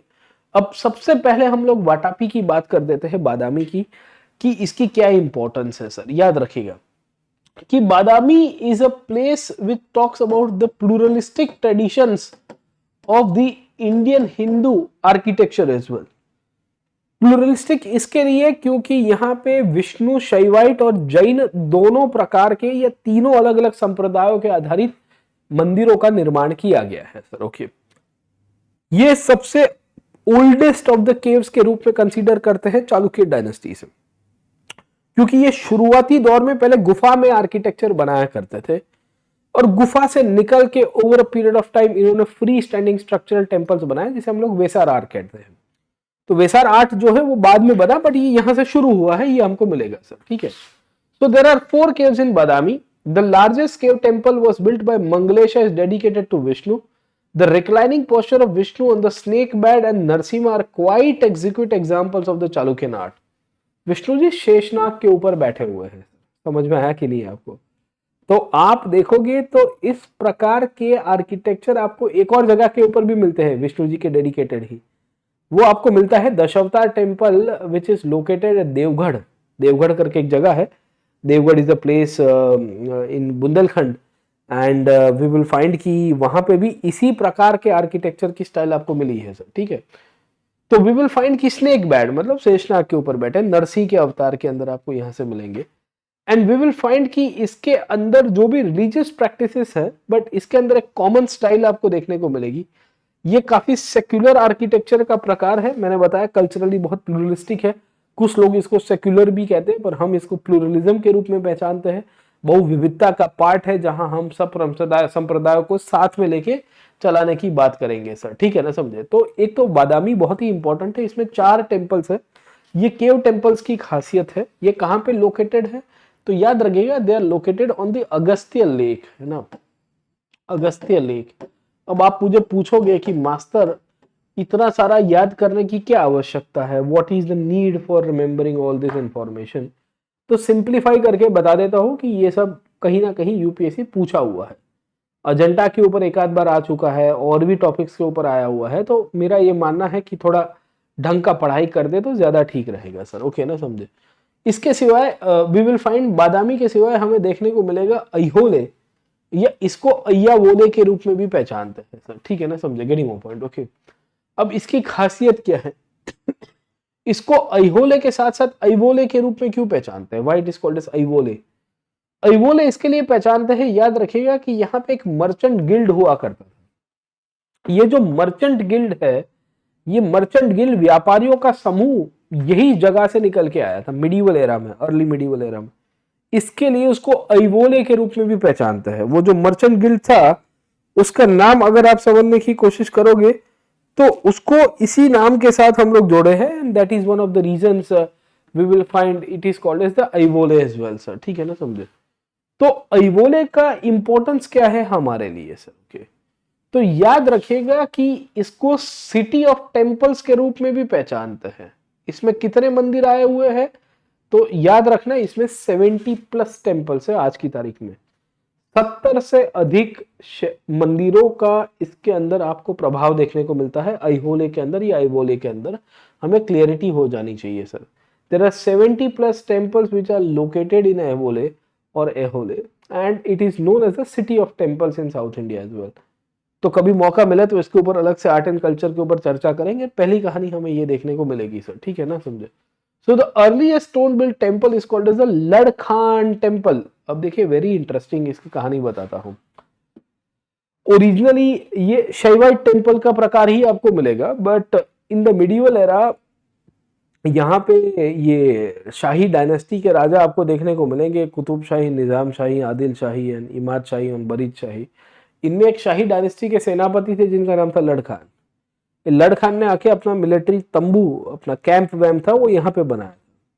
इसके कारण ये जो मंदिर है, ये मंदिर का नाम बेसिकली लड़खान पड़ गया, but originally it was a very different name as well sir. खैर, ये भी एक प्रकार की प्लूरलिस्टिक और एक कल्चरल हिस्ट्री को दर्शाता है, ये हमें मिलेगा सर, ठीक है ना, गेटिंग ओवर। अब खासियत क्या है कि वी विल फाइंड कि ये नॉर्थ इंडिया के टेम्पल्स के जैसा नहीं है जो नगर आर्किटेक्चर का प्रकार था। It's a very different style as well sir, okay. So its unique state is a stucco pillar with a big capital which is distinct from the northern style as well. इसमें plaster of Paris करके एक नया design बनाया गया, ये दर्शाने की कोशिश कर रहा है। A temple dedicated to the goddess Durga was built on the model of Buddhist chaitya. In fact अगर आप देख रहे हो तो ये दुर्गा टेम्पल के रूप में आपको यहाँ से देखने को मिलेगा। ये दुर्गा टेम्पल है, ये एक चैत्य के आकार में, गुफा के आकार में बनाया गया है। इसके ऊपर देखोगे तो आपको विमान देखने को मिलता है, क्योंकि वेसार आर्किटेक्चर की खासियत ही ये है कि वो नगर और द्रविड़ दोनों का मिक्सचर कॉपी करता है। तो कुछ कुछ नॉर्थ इंडिया का इन्फ्लुएंस है, कुछ कुछ साउथ इंडिया का इन्फ्लुएंस है, इन दोनों के मिक्सचर के रूप में आपको यहाँ से देखने को मिलेगा सर, ठीक है ना, समझे। तो वी विल फाइंड कि it stands on the raised platform in the form of a semi circle, क्योंकि चैत्य जो बुद्धिस्ट गुफाएं हुआ करती थी वो भी इस प्रकार की सेमी सर्कल अर्ध गोलाकार आकार में ही आपको मिलती है सर, ठीक है। Another temple dedicated to the same goddess is called as Huchimalligudi temple which is rectangular in shape, है ना। तो ये आपको पूछा जा सकता है कि हुची मल्लीगुड़ी कहाँ पे आया है, दुर्गा मंदिर कहाँ पे आया हुआ है, लड़खान टेम्पल कहाँ पे आया हुआ है सर, ठीक है ना, समझे। अब ये आईहोल के अंदर ही आपको हिंदू टेम्पल्स तो मिलते हैं, शिव जी के डेडिकेटेड, विष्णु जी के डेडिकेटेड, देवी के डेडिकेटेड, है ना, हमारी देवियों के डेडिकेटेड भी आपको मिलेंगे, गॉडेसेस के डेडिकेटेड। इसके अंदर आपको जैन टेम्पल्स भी मिले। ये जैन टेम्पल्स के अंदर मेगुती टेम्पल याद रखना सर, ओके। ये मेगुती टेम्पल का इंपॉर्टेंस ये है कि इसी के मंदिर के ऊपर ही दीवार के ऊपर हमें ये मिलेगा आईहोल इंस्क्रिप्शन, वही आईहोल इंस्क्रिप्शन जहां पुलकेशिन II ने, we will come to know कि हर्षवर्धन को हराया है, और पुलकेशिन II खुद कैसे पावर के ऊपर आया है उसकी बहुत ही क्लियर कट एक्सप्लिसिटली इंफॉर्मेशन लिखी गई है सर, ठीक है ना, समझे। सो द मंडव केव्स आर प्रिहर्ड एट दी आईहोल, ये हमें क्लैरिटी हो जानी चाहिए। तो यहाँ आईहोल के अंदर अपना इंपॉर्टेंस है, इसको सिटी ऑफ टेम्पल्स के रूप में भी पहचानते हैं क्योंकि इसमें 70+ टेम्पल्स आपको मिलेंगे। तो एक तो ये कहानी हमारे लिए हो जाती है। इसके सिवाय वी विल फाइंड कि तीसरी जगह हमें देखने को मिलती है पत्तडकल। कौन सी जगह मिलती है? पत्तडकल। अब इसकी क्या इंपॉर्टेंस है sir, okay. Pattadakal is a UNESCO world heritage site. It has also got mixtures of the Nagara and the Dravida architecture as well. याद रखना कि ये भी यूनेस्को वर्ल्ड हेरिटेज साइट के रूप में है।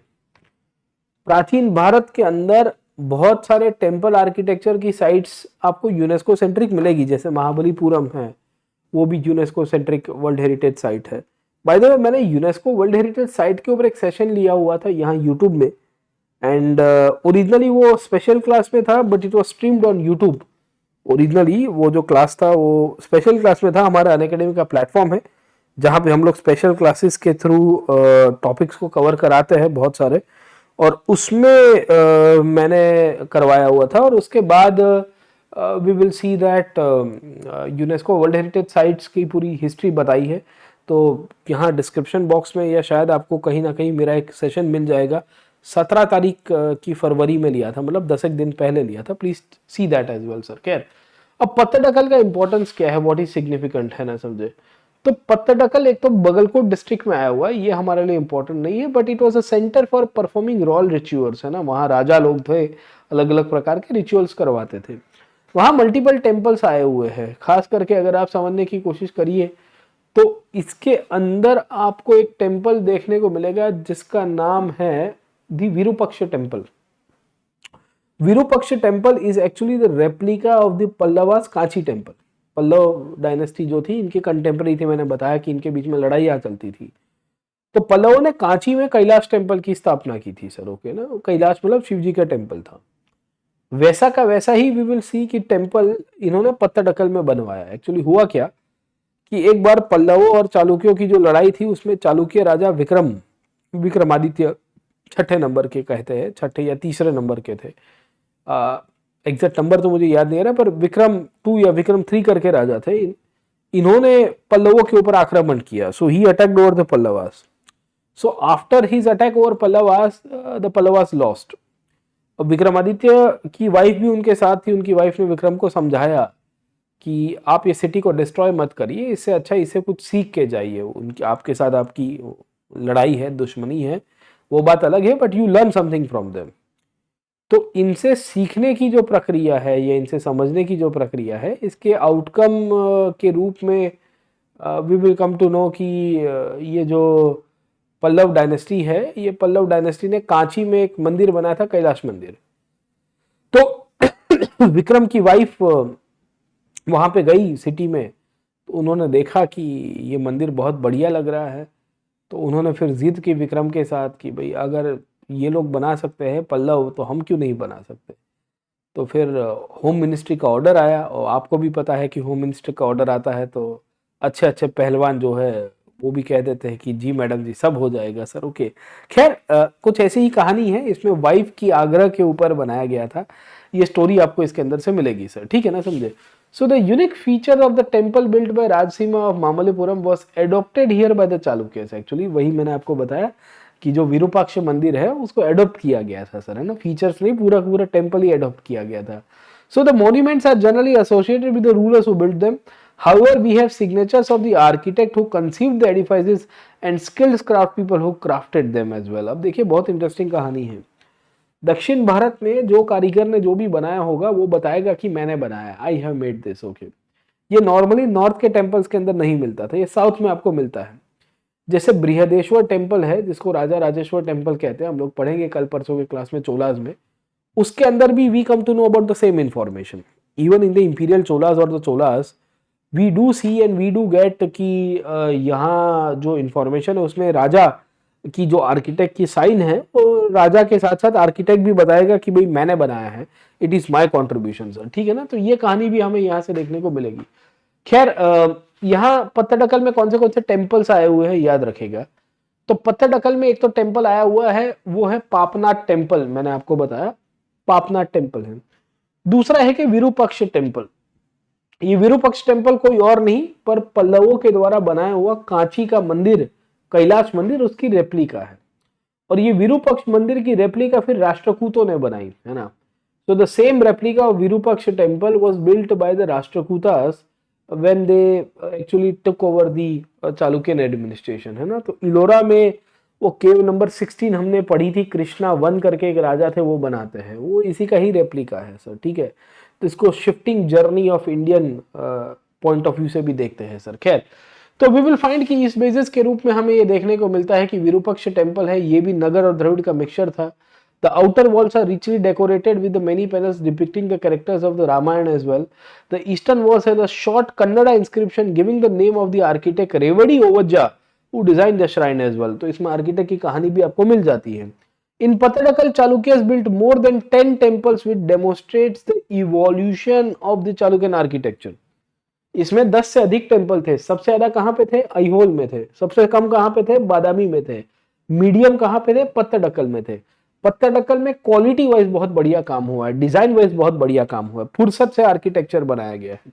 एंड बिकॉज पत्तडकल में फुर्सत से और क्वालिटी वाइज काम हुआ है तो definitely we will see that इनके आर्किटेक्चर को आज की तारीख में भी हम लोग याद रखते हैं सर. ठीक है, so on the basis of the temples are classified into 2 styles, that is the Indo Aryan and the Dravidian architecture. ये इसी को ही नगर या द्रविडियन के रूप में भी पहचानते हैं.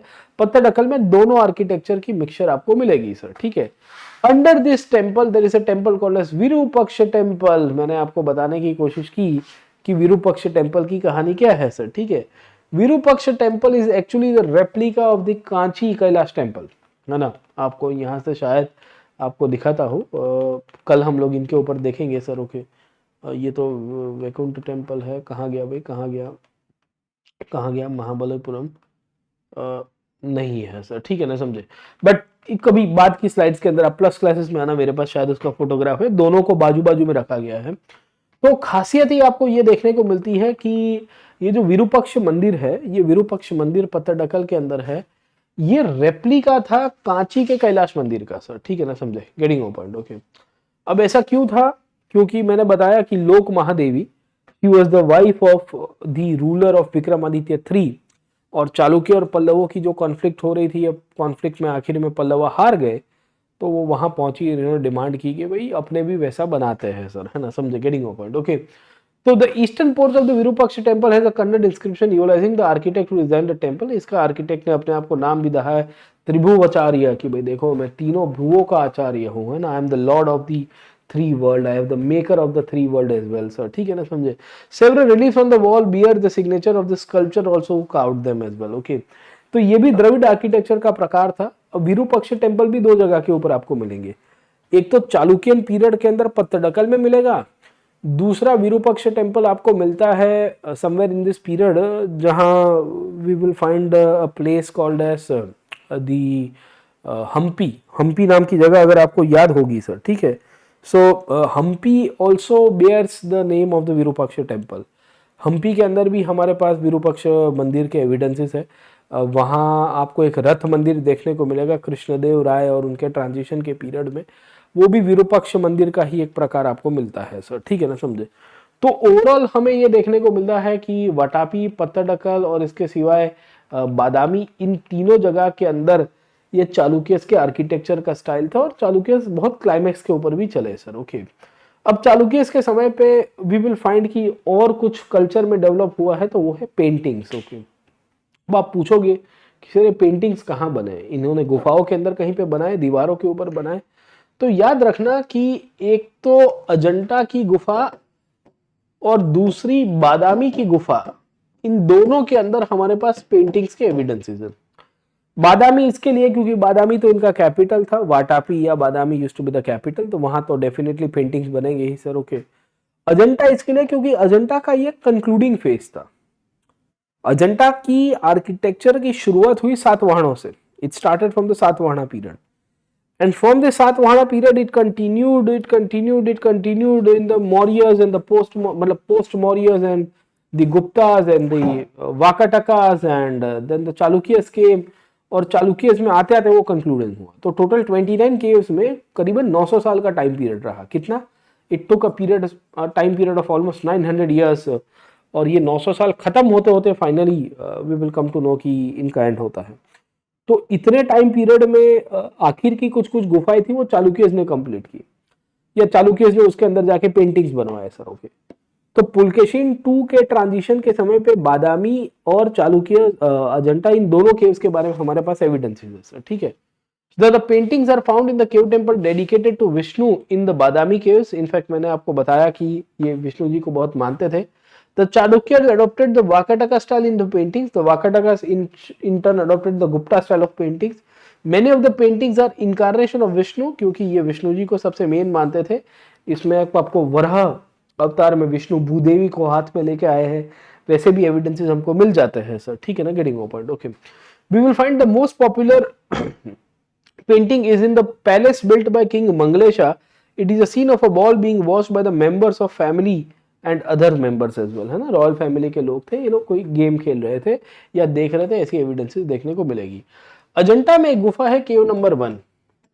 Under the cave number 1 of Ajanta we will come to know about Pulakeshin 2 having a visitor from Central Asia. उसकी भी एक एविडेंसेस है हमारे पास। 7वीं सेंचुरी का पेंटिंग है, 7वीं शताब्दी का, जिसमें पुलकेशिन 2 के कोर्ट में ईरान या इराक, मतलब वेस्ट एशिया से बेसिकली एक राजदूत आया होता है, एम्बेसडर आया होता है, और पुलकेशिन उसको रिसीव करते हैं, वैसे एविडेंसेस हमारे पास है सर। ठीक है, तो ओवरऑल हम लोग जब चालुक्यस को देखते हैं और हम लोग चालुक्यस को समझने की कोशिश करेंगे, तो चालुक्यस में हमें ये 5-6 चीजें समझ में आनी चाहिए कि इनकी आर्किटेक्चर की क्या इंपॉर्टेंस है, इनके एडमिनिस्ट्रेशन की क्या इंपॉर्टेंस है, रिलीजन और लिटरेचर का किस तरह से डेवलपमेंट हुआ है, और एडमिनिस्ट्रेशन के साथ साथ किंग्स की क्या कहानी है। ये चालुक्यस में पुलकेशिन 2 ही सबसे मेन थे पॉलिटिकल हिस्ट्री के पॉइंट ऑफ व्यू से, क्योंकि इन्होंने ही हर्षवर्धन को भी हराया, इन्होंने पहले पल्लवों को हराया, और फिर इनका जो मृत्यु है वो पल्लवों के हाथों ही हुआ, जब पल्लव राजा नरसिंहवर्मन ने इनके ऊपर आक्रमण करके इनको तोड़ दिया सर। ओके, और इस तरह से इनके यहाँ पे आर्किटेक्चर की 3 जगह निकल के आई। ऐहोले या Aihole, Aihole was also name of a guild, व्यापारियों के एक समूह की या एक श्रेणी का नाम है। बादामी में 4 गुफाएं मिलती है। ये गुफाओं के साथ साथ स्टैंडिंग टेम्पल्स का भी डेवलपमेंट होना शुरू हुआ था, और पत्तडकल में 10 मंदिर है और ऐहोले में 70 है। There are 70, city of temples के रूप में भी पहचानते हैं। तो इतनी कहानी थी आपके यहाँ पे the period between 550 to 750 and 750 to 900 के आसपास के पीरियड में सर। ठीक है, तो हमने आज चालुक्यस को खत्म किया है। कल के क्लास के अंदर हम लोग मूलतः से समझने की कोशिश करेंगे कि how the next period of the Pallavas will be taking place, और पल्लवास को खत्म करते हुए will be concluding the period between 750 to 1000 as well. समय मिलता है तो चोलास के ऊपर चले जाएंगे और एंशिएंट इंडिया के लास्ट पार्ट को खत्म करेंगे।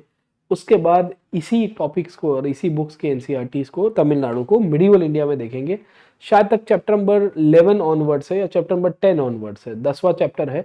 तो अभी हम लोग ने 9th चैप्टर खत्म कर रहे हैं, बाय द वे आप में से जिनको ना पता हो सर। ठीक है, और मेजोरिटी हमने ये समझने की कोशिश की है कि इसमें कल्चरल ट्रेंड्स, पॉलिटिकल ट्रेंड्स किस तरह से निकल के आए। 1000 से 1200, 750, 1000, 550, 750, ये पूरी की पूरी कहानी भी आपको क्लियर हो जानी चाहिए सर। ठीक है, तो आज यहाँ पे कंक्लूड करते हैं, नेक्स्ट क्लास के अंदर मिलेंगे वापिस। अगर आप में से हमारे साथ कोई भी जुड़ना चाहता है तो ये कोड को यूज करिए, PN लाइव, आपको मैक्सिमम डिस्काउंट मिलेगा। इनफैक्ट मेरे नए बैचेस एंशिएंट मिडिवल इंडिया के अंदर अभी ही हम लोग लॉन्च कर रहे हैं बहुत जल्दी। You can join this batches as well sir, okay. You can use this code with maximum discount. अभी 30% डिस्काउंट अवेलेबल है। You can call on this number 8585858585। My team will be there to help you out. बाकी हम तो रहेंगे ही आपके साथ live classes में, आपके एक गाइड के रूप में, एक मेंटर के रूप में through out the course of preparation हम आपको हेल्प करने के लिए तैयार हैं। आज कंक्लूड करते हैं। Like share and subscribe to this platform. Thank you very much. Let's crack it. जय हिंद।